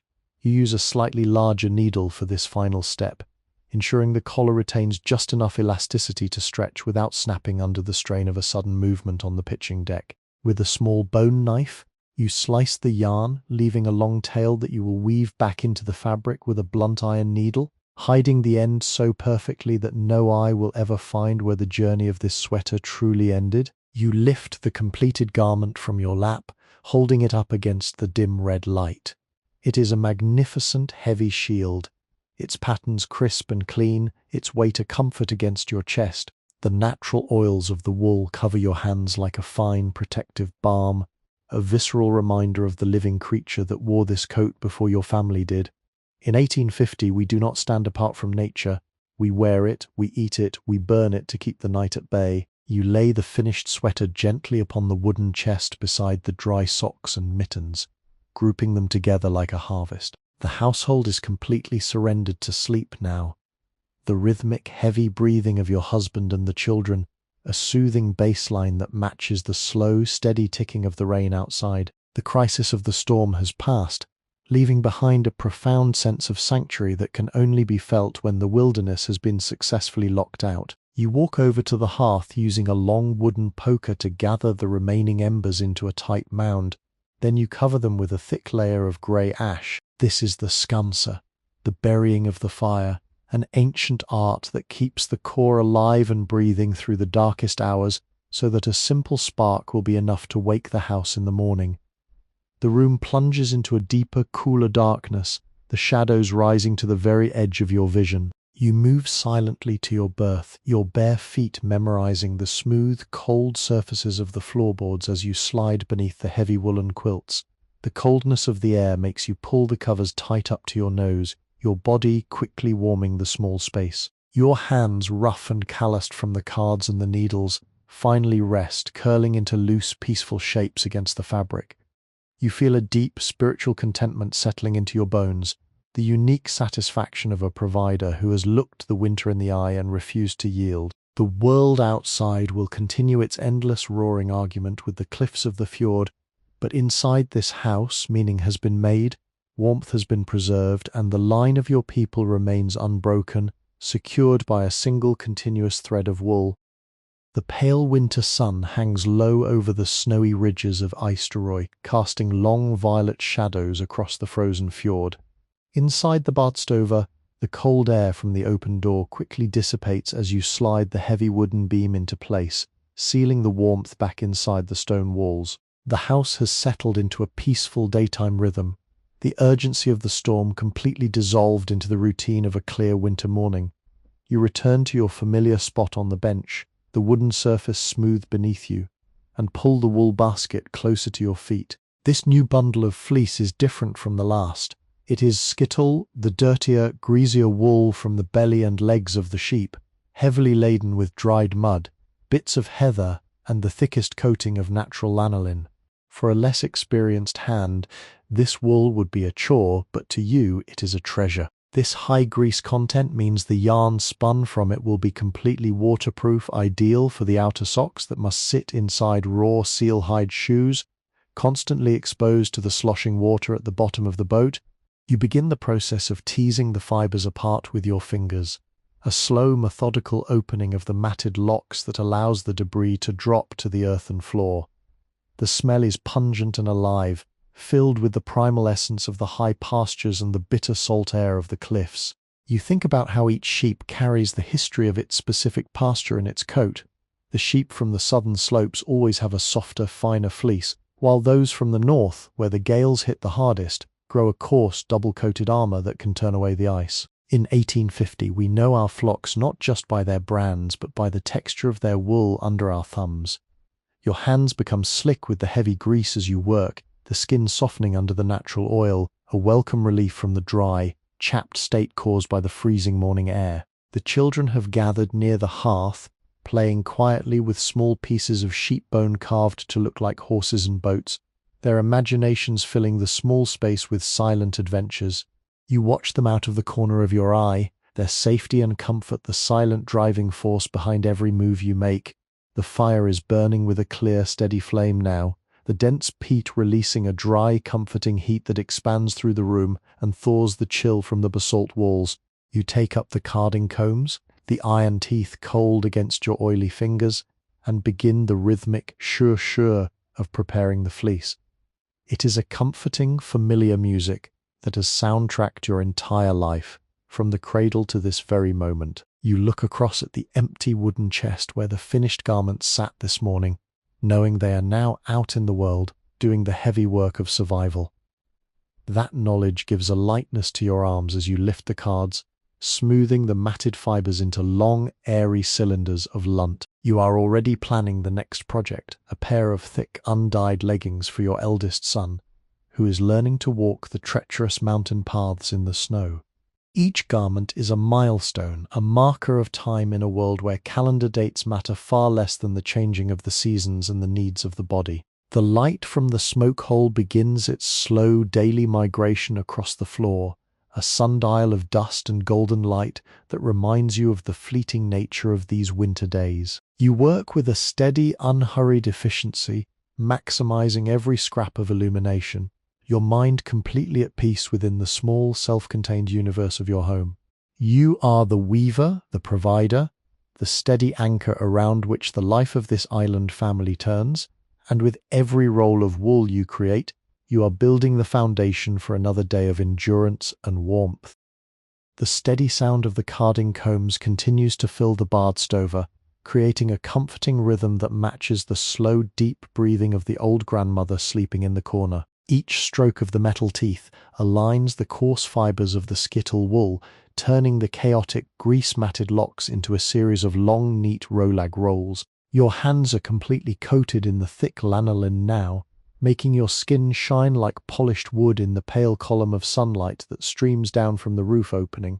This grease is the true shield of the islands. It is what keeps the dampness from penetrating the yarn, creating a natural barrier that no sea spray can easily conquer. You look down at the pile of finished rolags gathering in the willow basket at your side, their dark, oily grey colour a stark contrast to the clean white wool you worked with the night before. This is the raw material of endurance, meant for the hard, unforgiving places where the salt water meets the stone. You reach for the heavy drop spindle, the one with the haul made of dark basalt, and tie the first leader thread to the shaft. With a practiced, effortless flick of your wrist, you set the spindle spinning near the floor, its dark weight turning with a heavy, hypnotic momentum that draws the grease-heavy wool from your fingers and twists it into a dense, tight cord. The yarn is thick and uneven, exactly as it needs to be for the heavy undersocks that will face the wet floorboards of the fishing boat. In 1850, we do not look for perfection in the smooth look of a thread.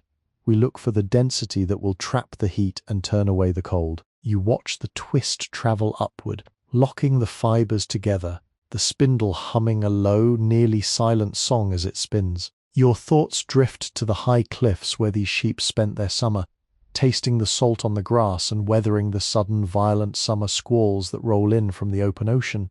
They passed that strength into their fleece, and now you are passing that strength into the yarn. The children have moved closer to the hearth, their low whispers mixing with the soft hiss of the peat as a pocket of ancient water trapped inside the sod escapes into the flame.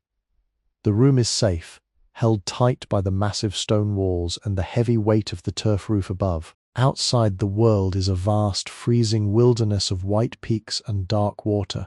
But inside this small circle of light, everything has a place and every task has a purpose. You continue to spin, your arm rising and falling in a movement so ancient it feels as though it belongs to the house itself rather than to your own body. The spindle grows heavier with every passing minute, the bobbin bulging with the dark, waterproof yarn, a satisfying weight that speaks of long hours well spent and a future winter day already provided for. You feel a deep, quiet gratitude for the simple tools in your hands and the steady heat of the hearth, knowing that as long as you have the wool and the fire, your family will never have to fear the cold.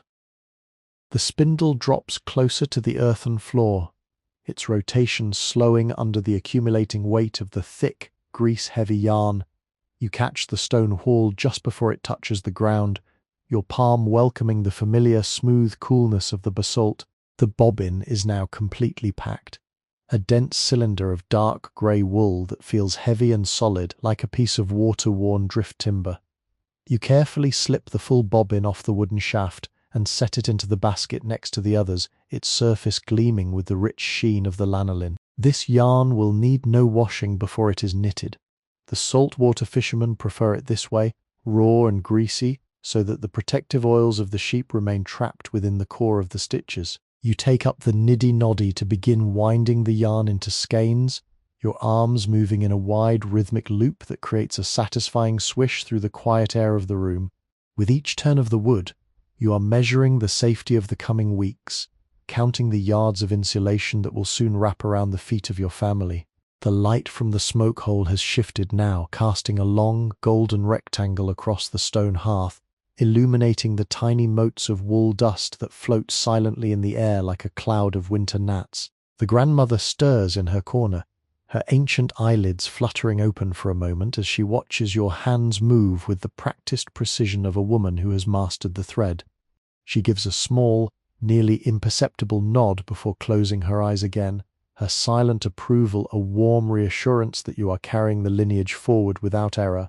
In 1850, this is the true inheritance of the islands, not land or gold, but the knowledge of how to keep the fire burning and how to turn a sheep's coat into a fortress against the North Atlantic. The fire pops, a small pocket of gas escaping from the dark peat with a bright flash that illuminates the underside of the hanging meat in the rafters. You stop your winding for a moment to push a fresh, dense square of turf into the center of the coals, using a long iron rod to nestle it deeply into the heat.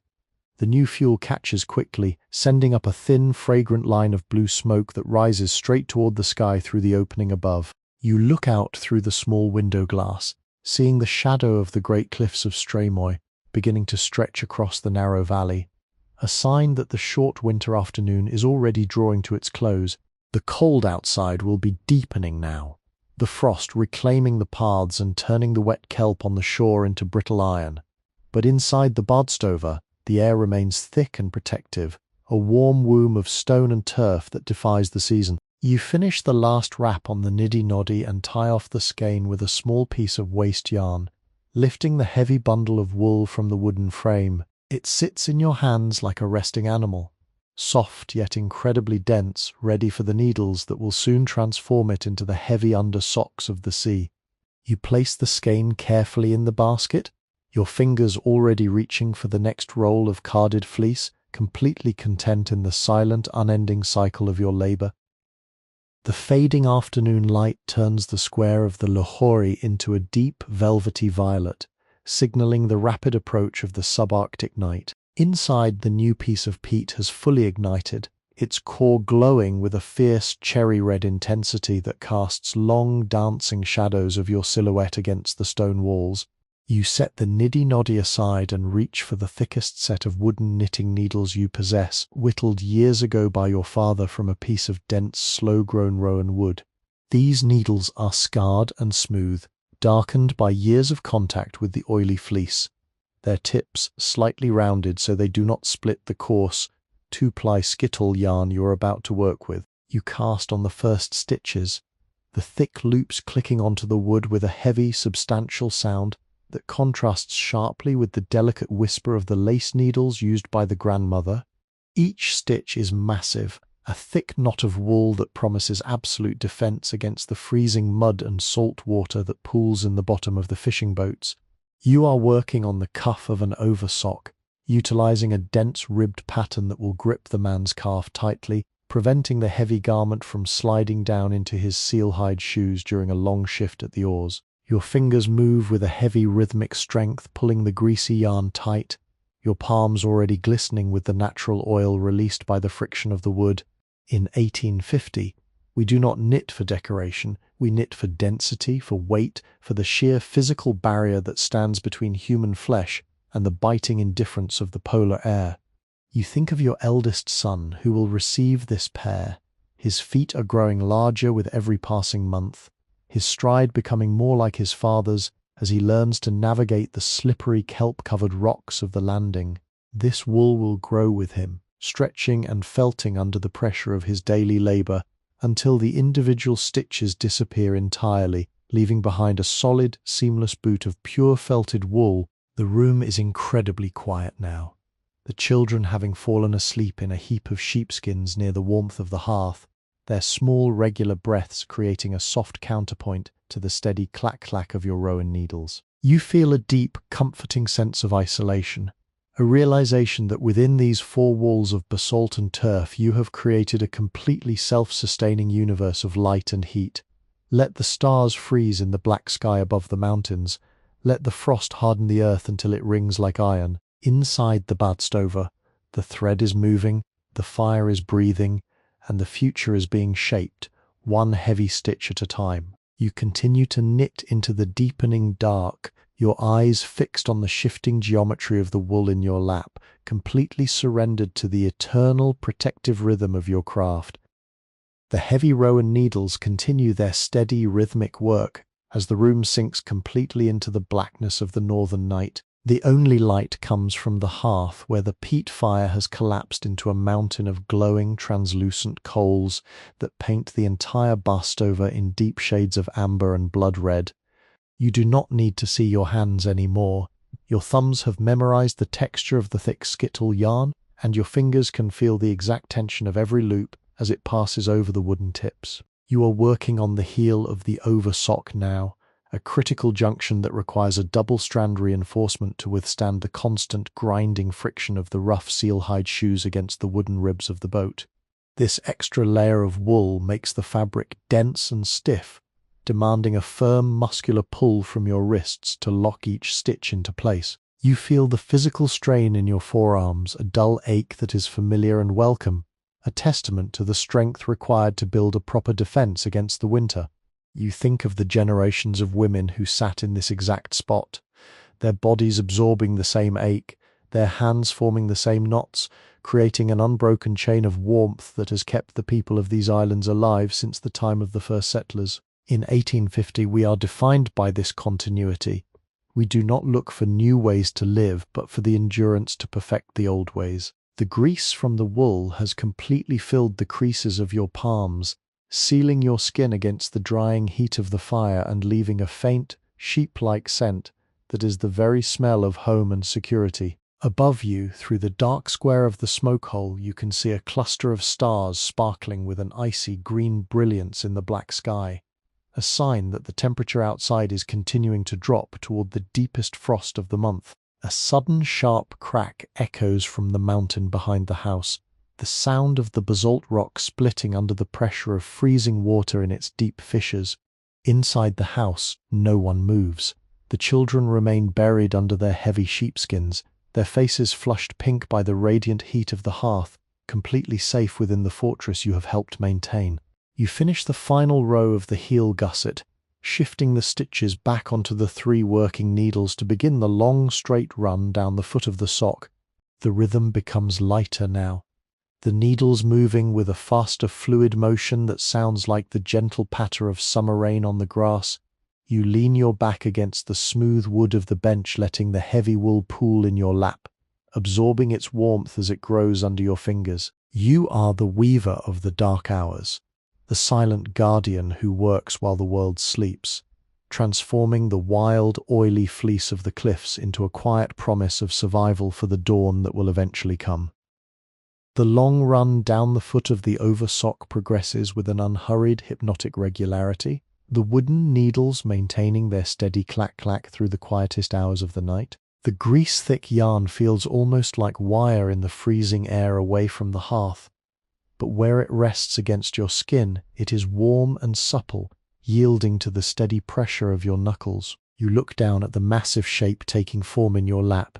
It is a brutal, honest piece of work, entirely lacking the delicate artistry of the patterned sweaters, yet it possesses a stark beauty born of its absolute utility. This sock will never be seen by anyone outside the family, hidden away inside a dark leather boot, soaked in brine and smeared with fish oil, but you treat every single loop with the same rigorous care you would bestow upon a church-going shawl. In 1850, an imperfect stitch in a sea sock is not a cosmetic flaw.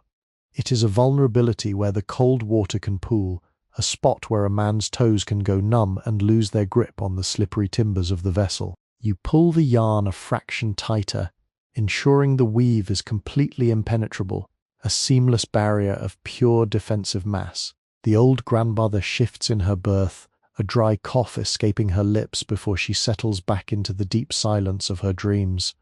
Her presence an anchor that spans nearly a century of these long winter vigils. You think about how she must have sat just like this when the century was new, her fingers nimbler then, her eyes sharper, but her purpose exactly the same as yours is tonight. The fire has fallen into a state of perfect stillness, the white ash covering the glowing core like a blanket of fresh snow. Yet the heat radiating from the hearth remains intense, keeping the frost from creeping inward from the thick stone threshold. You reach the point where the toe must be tapered, a series of gradual decreases that will form a neat, rounded wedge that mimics the natural shape of a foot swollen by hours of standing.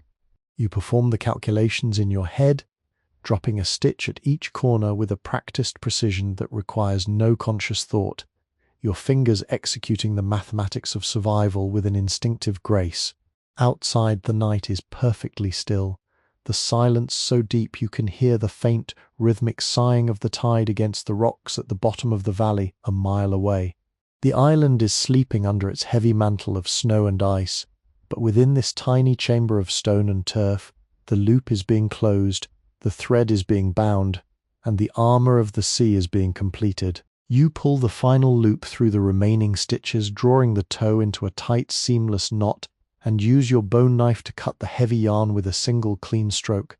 The sock is finished, a heavy grease-filled boot of pure wool that sits in your hands like a promise kept. You place it carefully inside the willow basket, your eyes already turning toward the second ball of yarn, ready to begin the matching piece before the first light of dawn can break over the eastern peaks. The second ball of skittle yarn rolls slightly in the bottom of the willow basket as you pull its heavy grease-laden end to begin the matching oversock. There is no hesitation in your movements. The rhythm is an old friend, and you welcome its return as you cast the first row of loops onto the rowan needles. The memory of the first sock is still fresh in your fingers, a physical blueprint that ensures this second piece will be an exact twin, matching its partner in stitch count, density, and strength. You work under the dim, constant radiance of the covered embers, the deep red light catching the grease on your knuckles and making them gleam like polished iron. In 1850, the making of a pair is a test of a woman's consistency.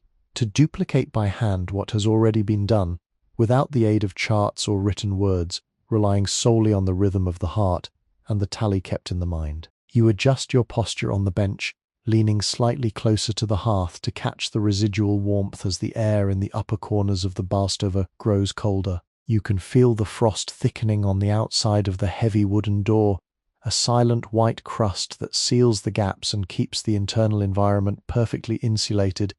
The clicking of the needles feels louder now in the deep stillness of the early morning hours, a steady domestic heartbeat that defies the grand freezing silence of the island outside. You think of the sea-hide shoes that will house these socks, crafted from the skin of the grey seals taken from the caves of Fugloi, and how the combination of seal skin and raw wool creates an ancient, perfect technology that no modern factory can replicate. The oil of the land and the oil of the sea will meet in those boots, forming an alliance that keeps a young man's feet alive in the sub-zero slush of the Atlantic. You reach the end of the ribbed cuff and transition smoothly into the leg section, your needles moving with a slightly faster pace now that the pattern is a straight, unyielding run of plain stitches. Your thoughts become fluid, drifting like the blue smoke through the roof opening, wandering across the snowy fields to the distant houses of your neighbours, where other women are undoubtedly sitting by their own hearths, bound to the same eternal tasks. We are an army of spinners and knitters, keeping the cold at bay with millions of tiny interlocking loops, our quiet labour, the true mortar that holds these isolated communities together. The grandmother lets out a soft, contented sigh in her sleep, her hands twitching slightly under her quilt, as if she too is knitting in her dreams, continuing the work she began 80 winters ago. You smile into the shadows, feeling a deep, profound sense of belonging to this hard, beautiful land, and to the people who refuse to be broken by it. The rowan needles click together with a steady, reassuring finality, drawing the heavy grey yarn closer and closer into the shape of protection as you move steadily through the dark hours toward the first grey promise of the winter dawn. The slow, creeping approach of the winter morning begins as a faint thinning of the blackness through the Luri, the sky shifting from the depth of midnight to a cold ethereal indigo. Inside the badstove, the air has reached its coldest point, but the immediate vicinity of the hearth remains a pocket of stubborn heat. You are halfway down the foot of the second sock, your needles moving with a mechanical certainty that requires no thought. The heavy lanolin on your fingers has begun to stiffen slightly in the chill, but the friction of the rowan wood against the wool keeps the tips of your fingers warm enough to maintain their dexterity. You watch the way the red light of the embers plays across the thick ridges of the knit, each row a solid line of defense added to the architecture of the garment. In 1850, we do not measure our wealth in coins, which are rare and often useless in the face of a storm, but in the weight of our wool stores and the integrity of our family's winter gear. A house with a full basket of yarn and a woman who can keep the needles moving is a house that will see the spring. You reach the heel of this second piece, repeating the double strand reinforcement with a focus so intense it borders on prayer. Every pull of the thread is a silent vow. You will not be cold, you will not be wet, you will be safe. The first stirrings of the household begin. A child shifts under the sheepskins, a floorboard groans under the weight of the cooling house, and the grandmother wakes with a quiet, dry cough. She looks toward you, seeing your silhouette against the dying fire, and she recognizes the work. She knows the weight of that skittle wool and the strength it takes to master it. You give her a small nod, a silent acknowledgement between two generations of makers who have held the night at bay. The indigo of the sky begins to wash out into a pale, watery grey, and you realize you have reached the toe. The final decreases are executed with a rhythmic speed, the needles clicking a final triumphant tempo as the circle of stitches grows smaller and smaller. With the final loop secured, you use your teeth to snap the heavy yarn, a habit born of efficiency, and weave the tail into the thick fabric. You hold the pair of socks up together in the dim morning light. They are identical, heavy, and smelling of the earth and the sheep. They are not beautiful to look at, but they are perfect in their purpose. You set them atop the new sweater on the wooden chest, the complete set of armor now ready for the day's labor. As the first true light of the sun hits the frozen turf of the roof, you stand up to stir the embers, your body stiff but your heart light. The night is over, the work is done, and once again, the hearth has won its battle against the winter. The sun rises a fraction higher, casting a brilliant, blinding glare off the snow-covered slopes of the mountains across the fjord, turning the window pane into a sheet of silver light. Your husband finishes his breakfast in silence, sets the empty wooden bowl upon the table, and gives you a single firm nod before reaching for his heavy outer coat.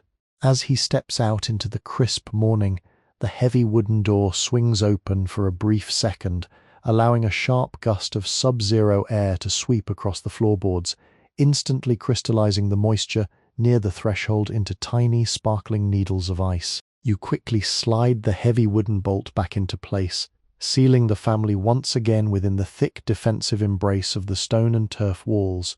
The room rapidly warms back up as the peat fire hits its stride, the dark bricks burning with a quiet, intense efficiency that hums with life. You sit back down on the rowan bench, the wood holding the residual warmth of your body from the long night, and lift the iron carding combs once more. The sound of the metal teeth passing through the raw wool begins anew, a rhythmic, grinding purr that seems to sync perfectly with the steady breathing of the children as they sit by the hearth, helping each other tie small leather scraps into toy sails. Your hands are stiff at first, the muscles in your forearms tight from the hours of pulling the dense sea socks into shape.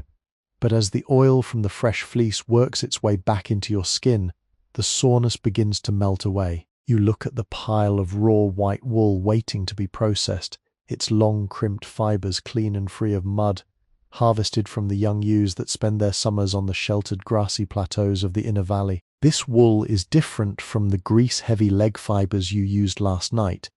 It is light, springy, and full of air, the perfect material for an undershirt or a delicate shawl that must trap the body's heat without adding unnecessary weight. In 1850, we know the architecture of a sheep's coat as intimately as a carpenter knows the grain of driftwood. We know which part protects against the rain, which part locks out the wind, and which part softly holds the warmth against bare skin. You pull a handful of the white fleece apart, teasing the tips to open the natural lock of the fiber, your mind already wandering into the pattern you will use for the next garment. The grandmother watches you from her seat, her needles clicking a rapid, sharp accompaniment to your slow carding rhythm, her ancient face creased into a soft smile of shared understanding. There is no need for speech in this room. The work speaks for itself, a continuous declaration of survival written in the language of yarn and fire. You lay the first finished white rolag into the willow basket, its pristine softness looking like a small drift of fresh winter snow that will never melt, ready to be spun into the thread that will sustain your people through the long months yet to come. The white wool is a joy to handle after the heavy struggle with the greasy skittle of the night before. It feels like cloud matter in your hands, light and surprisingly warm even before it is spun. You work with a quicker pace now, the iron combs flashing in the morning light as you prepare the rolags for the spindle.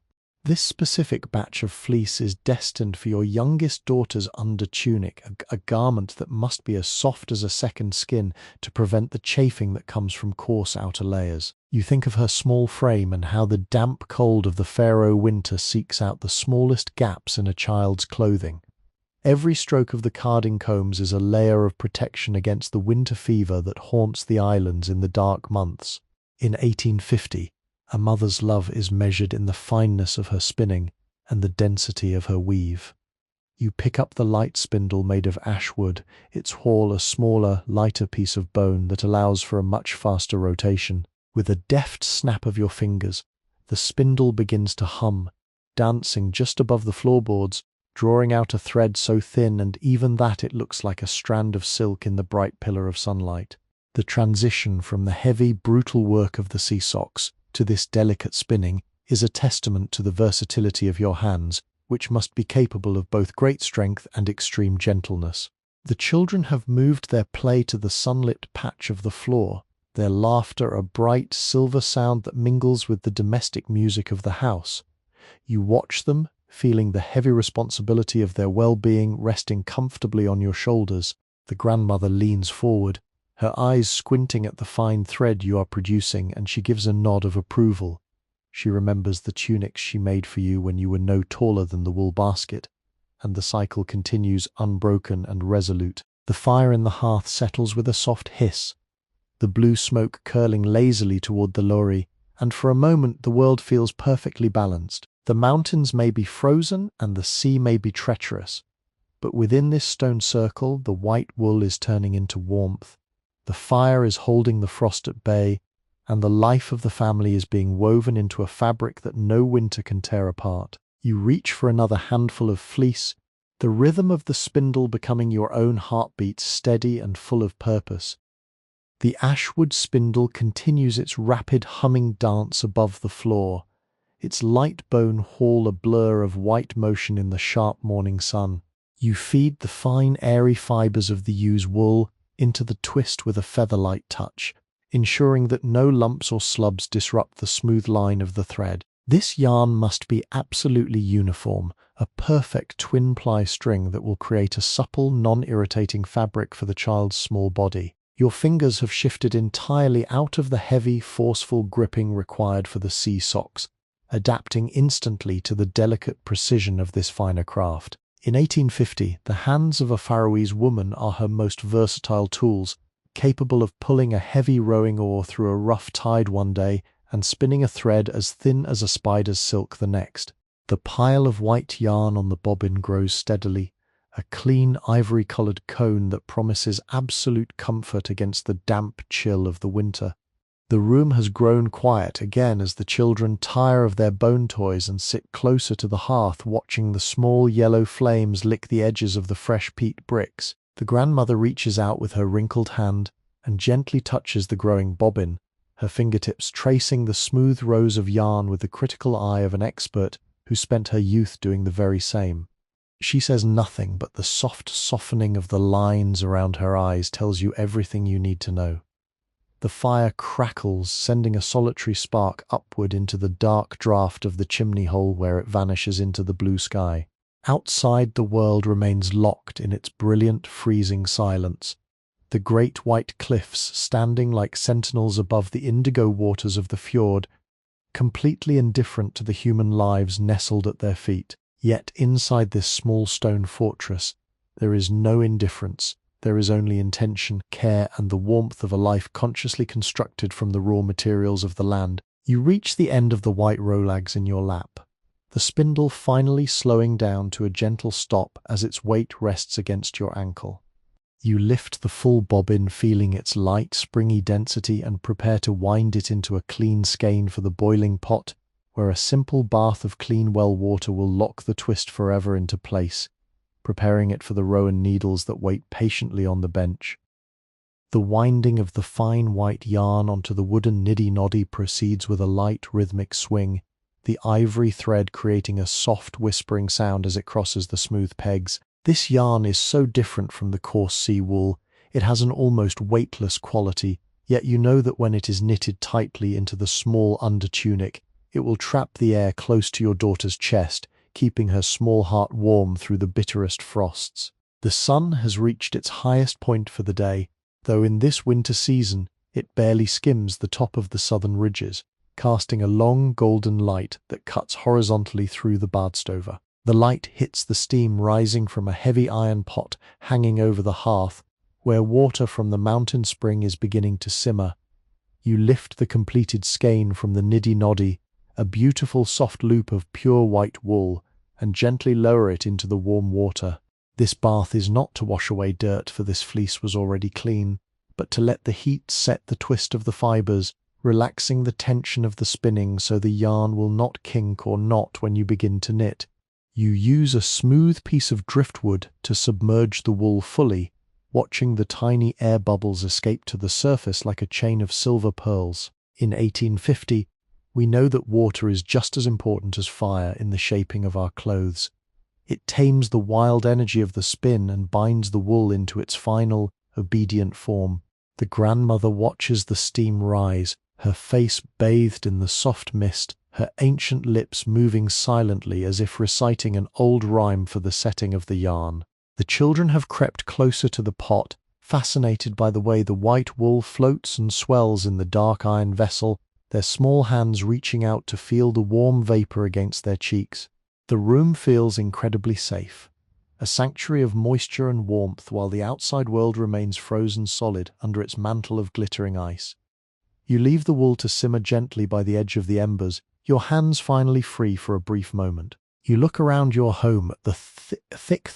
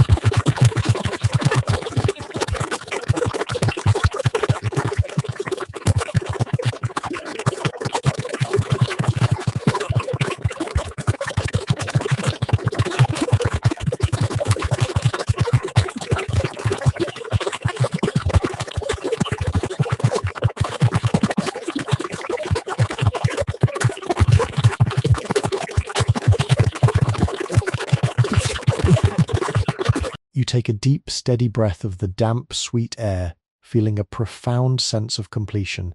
There is no past and no future in this room. There is only the present task, the steady heat of the fire, and the quiet assurance that you are ready for whatever the long winter has left to bring. The white skein floats peacefully in the simmering pot, the gentle heat working its way through every twist and fibre, sealing the memory of the spin into the very core of the wool. You lift the heavy iron pot slightly away from the direct flame, setting it on a flat stone at the edge of the hearth where it can cool slowly. The steam rises in a lazy, translucent column, curling around the dried mutton hams that hang from the blackened rafters above, adding a fresh layer of moisture to the seasoned wood of the ceiling. Your hands are empty now, but they do not stay still for long. A woman's fingers in these islands are like the tide, always moving, always returning to the work that sustains the shore. You reach into the corner and pull out a smaller basket made of woven straw, containing the dyed yarns you prepared during the late autumn months. There are small balls of deep madder red, extracted from the roots gathered near the stone walls of the old church, and a rich dark indigo bought from the trading post in Torshavn in exchange for a summer's worth of salted fish. These coloured threads are precious, reserved not for the body of the garments, but for the intricate borders and the traditional geometric stars that guard the necklines and cuffs of our festive wear. In 1850, a touch of colour on a dark sweater is a statement of pride, a small splash of human defiance against the endless grey monotony of the winter sea and sky. You pull a strand of the madder red yarn between your fingers, testing its strength. The dye has bitten deep into the wool, giving it a vibrant, earthy warmth that looks like the first embers of a new fire. The grandmother opens her eyes and smiles as she sees the bright colours appear on your lap, her old heart always gladdened by the sight of the red and the blue. She reaches into her own apron pocket and pulls out a small wooden box containing her finest horn needles, offering them to you with a silent gesture of her head. These needles are thin and sharp, carved from the horns of the rams that fell during the autumn slaughter, polished until they look like yellow amber. You accept them with a reverent nod, knowing that with these tools you will begin the intricate work of the borders, adding the traditional stories of our people to the edges of the white tunic. The children lean in closer, their eyes wide at the sight of the red thread, their little hands pointing at the bright ball as it sits like a fallen star against the grey stone of the floor. You smile at their wonder, your fingers already casting the first coloured loops onto the horn needles, ready to weave the beauty of the old patterns into the protective fabric of the new generation.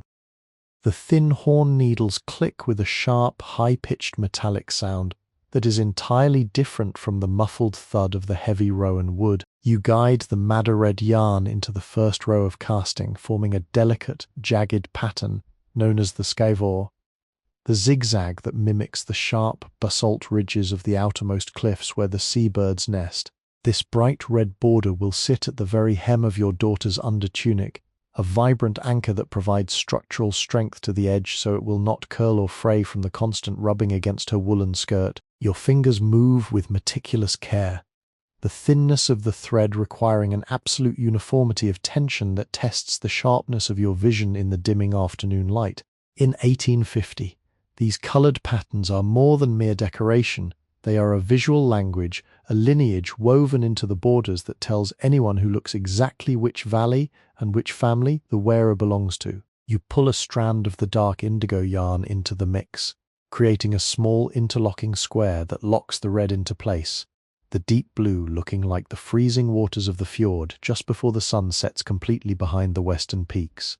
The grandmother watches each stitch with an intensity that matches your own, her lips moving silently as she counts the pattern along with you, ensuring that the ancient geometry remains perfectly true to the tradition she received from her own mother. The room is quiet, save for this rhythmic clicking, the children having grown still as they watch the colourful border slowly emerge from the tips of the horn needles like a tiny frozen garden blooming in the middle of the winter dark. The iron pot on the cooling stone has stopped steaming now, the white skein inside having fully absorbed the heat, its fibres relaxed and locked into a perfect permanent twist that waits for tomorrow's labour. You shift your weight on the bench, your shoulders tight from the concentration required for such fine work, but you do not stop.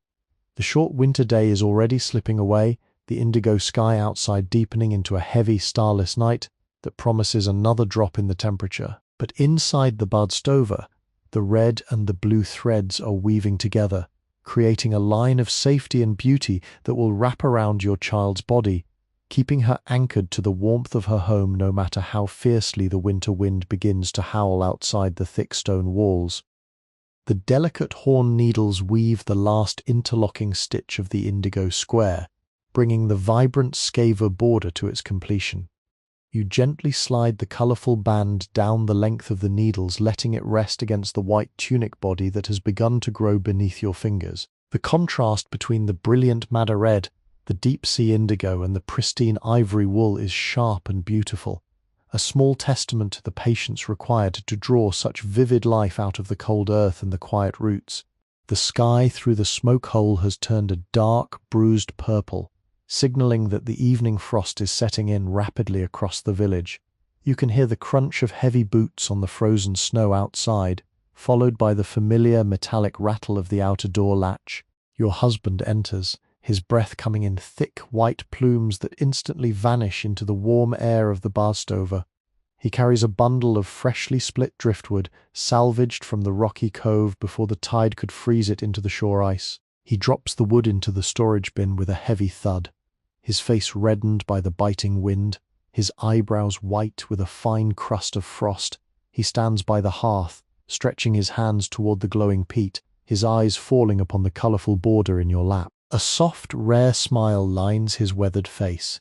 He recognizes the pattern, the very same one his own mother used to knit into his childhood tunics before the great winter storms of his youth. In 1850, these shared symbols are the silent threads that tie our marriages together, a constant, visual reminder that we are working toward the same survival, using the same ancient tools that our ancestors trusted.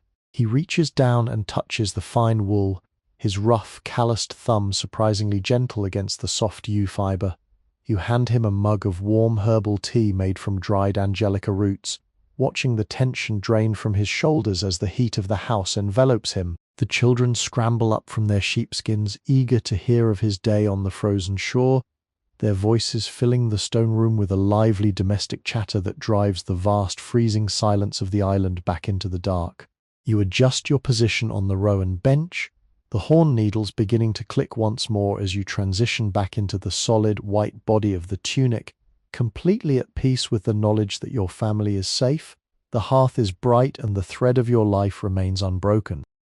The white body of the tunic grows with a rapid fluid ease under the guidance of the horn needles, the transition from the intricate coloured border back to the plain stitch, feeling like a smooth sailing into calm waters. You pull the fine ivory thread from the skein you set to dry earlier, its fibres now perfectly stable and completely free of any tendency to twist or bunch up. The light from the hearth is your sole guide now, casting a steady, warm glow that makes the white wool shimmer like fresh snow under a full moon.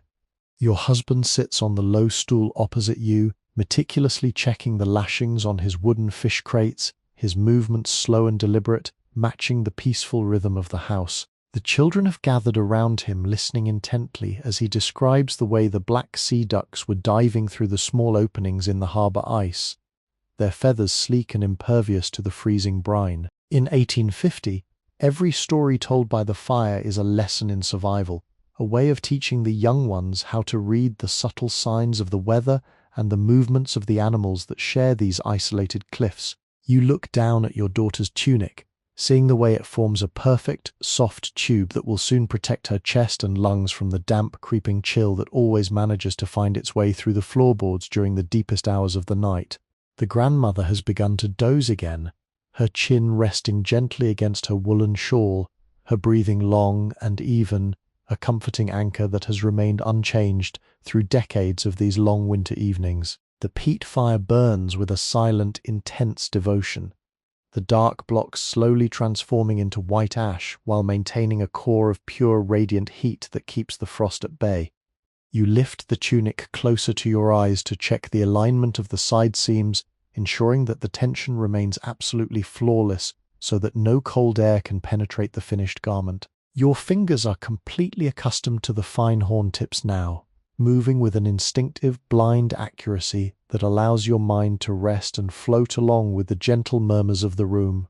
The night outside is immense, a vast desert of ice and dark water that stretches all the way to the polar ice caps, but within this tiny chamber of stone and turf there is only life, light, and the quiet, unyielding determination of a mother's hands. You continue to knit into the warm shadows, your heart completely content with the simple, sacred geometry of the thread. The fine horn needles whisper softly through the white ewe's wool as the midnight hour settles deeply over the island. Everyone else has surrendered to sleep, their steady, rhythmic breathing creating a soft chorus that fills the warm, dim space of the bardstover. You are working on the armholes of the small tunic now, dividing the stitches with careful precision to ensure the sleeves will have enough room to allow for a child's constant, energetic movements. The peat fire has died down to a massive bed of deep crimson embers, shedding a low, constant heat that keeps the room at a perfectly comfortable temperature, despite the intense frost outside. You can hear the timbers of the roof expanding and contracting with a sharp, metallic pop as the external cold tightens its grip on the turf and stone structure. In 1850, we do not fear these sounds of the winter. We understand them as the house adjusting itself to the weight of the season, its heavy walls standing firm against the elements, just as they have for generations. You pull a fresh length of ivory yarn from the dried skein, your fingers guiding the thread with an effortless mechanical grace born of a lifetime spent at the hearth. The texture of the wool is incredibly comforting, a soft, springy shield that will soon wrap your youngest daughter in a continuous embrace of maternal protection. You think of the coming spring, when the snow will melt from the lower pastures and the sheep will be turned loose onto the green hillsides once more, their new coats growing thick under the pale northern sun. But until that day arrives, the life of the family depends entirely on the stores you have gathered and the work you perform in these quiet, dark hours. You execute a series of neat decreases along the neckline, shaping the opening so it will fit snugly against her small throat without binding or rubbing. The horn needles catch the faint red gleam of the embers, flashing like tiny sparks of light against the pale fabric in your lap. You feel a deep, profound connection to the silent house, to the sleeping children, and to the ancient land outside, knowing that your quiet labor is the very thread that holds this entire world together. You continue to knit with an unhurried, peaceful devotion, completely content to be the lone keeper of the fire and the weaver of the family's survival into the dawning light. The shaping of the neckline demands your full, undivided attention as the small horn needles guide the fine white thread through the final intricate reductions. Each loop dropped at the collar is balanced by a corresponding reinforcement at the shoulder seam, creating a sloped, natural fit that will rest perfectly against your daughter's skin without bunching beneath her outer sweater. The crimson embers in the hearth cast long, dramatic shadows across the wooden floor, illuminating the tiny flakes of wool dust that float lazily through the warm air before vanishing into the darkness near the roof timbers. The silence of the house is total now, an absolute stillness that seems to amplify the soft, rhythmic scrape of the horn tips as they slide past one another in your hands. In 1850, this deep midnight hour is where the true resilience of the household is tested, away from the distractions of the daytime chores, where the quiet persistence of a woman's fingers forms the invisible foundation of our daily life. You reach the end of the shoulder row and use a small wooden peg to secure the live loops, keeping them safe until the back panel can be knitted to meet them for the final binding.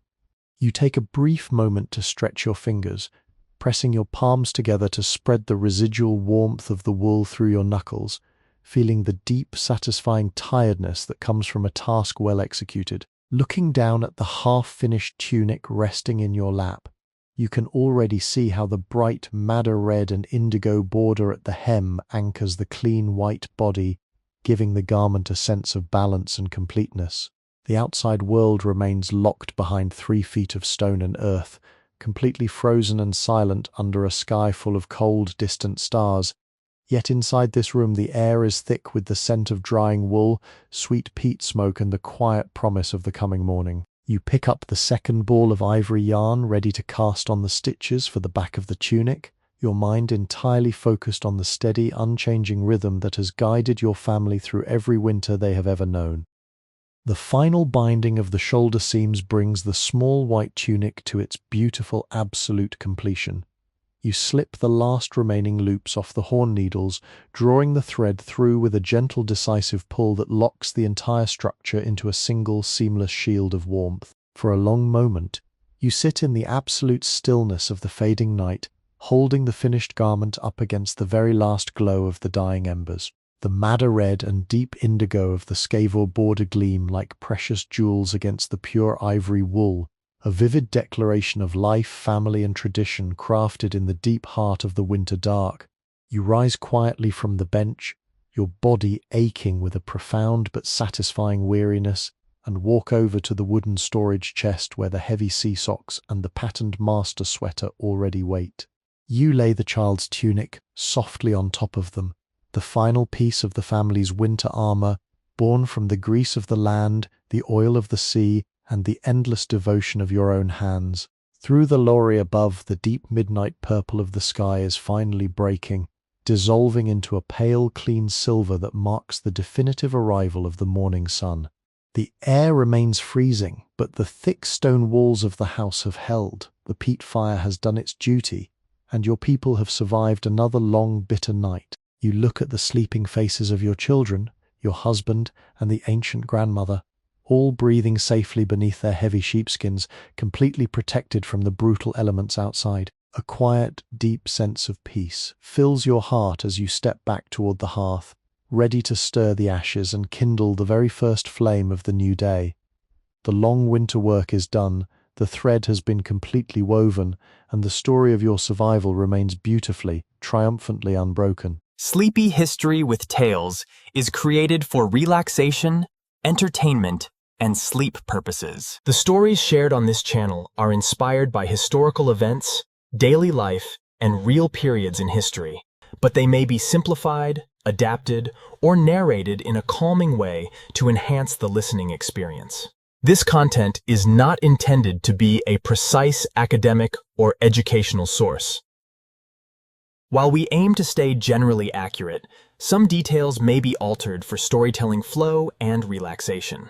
Please do not rely on this channel as a primary source for historical research or study. By listening, you acknowledge that this content is designed to help you unwind, relax, and fall asleep. Thank you for your understanding and support.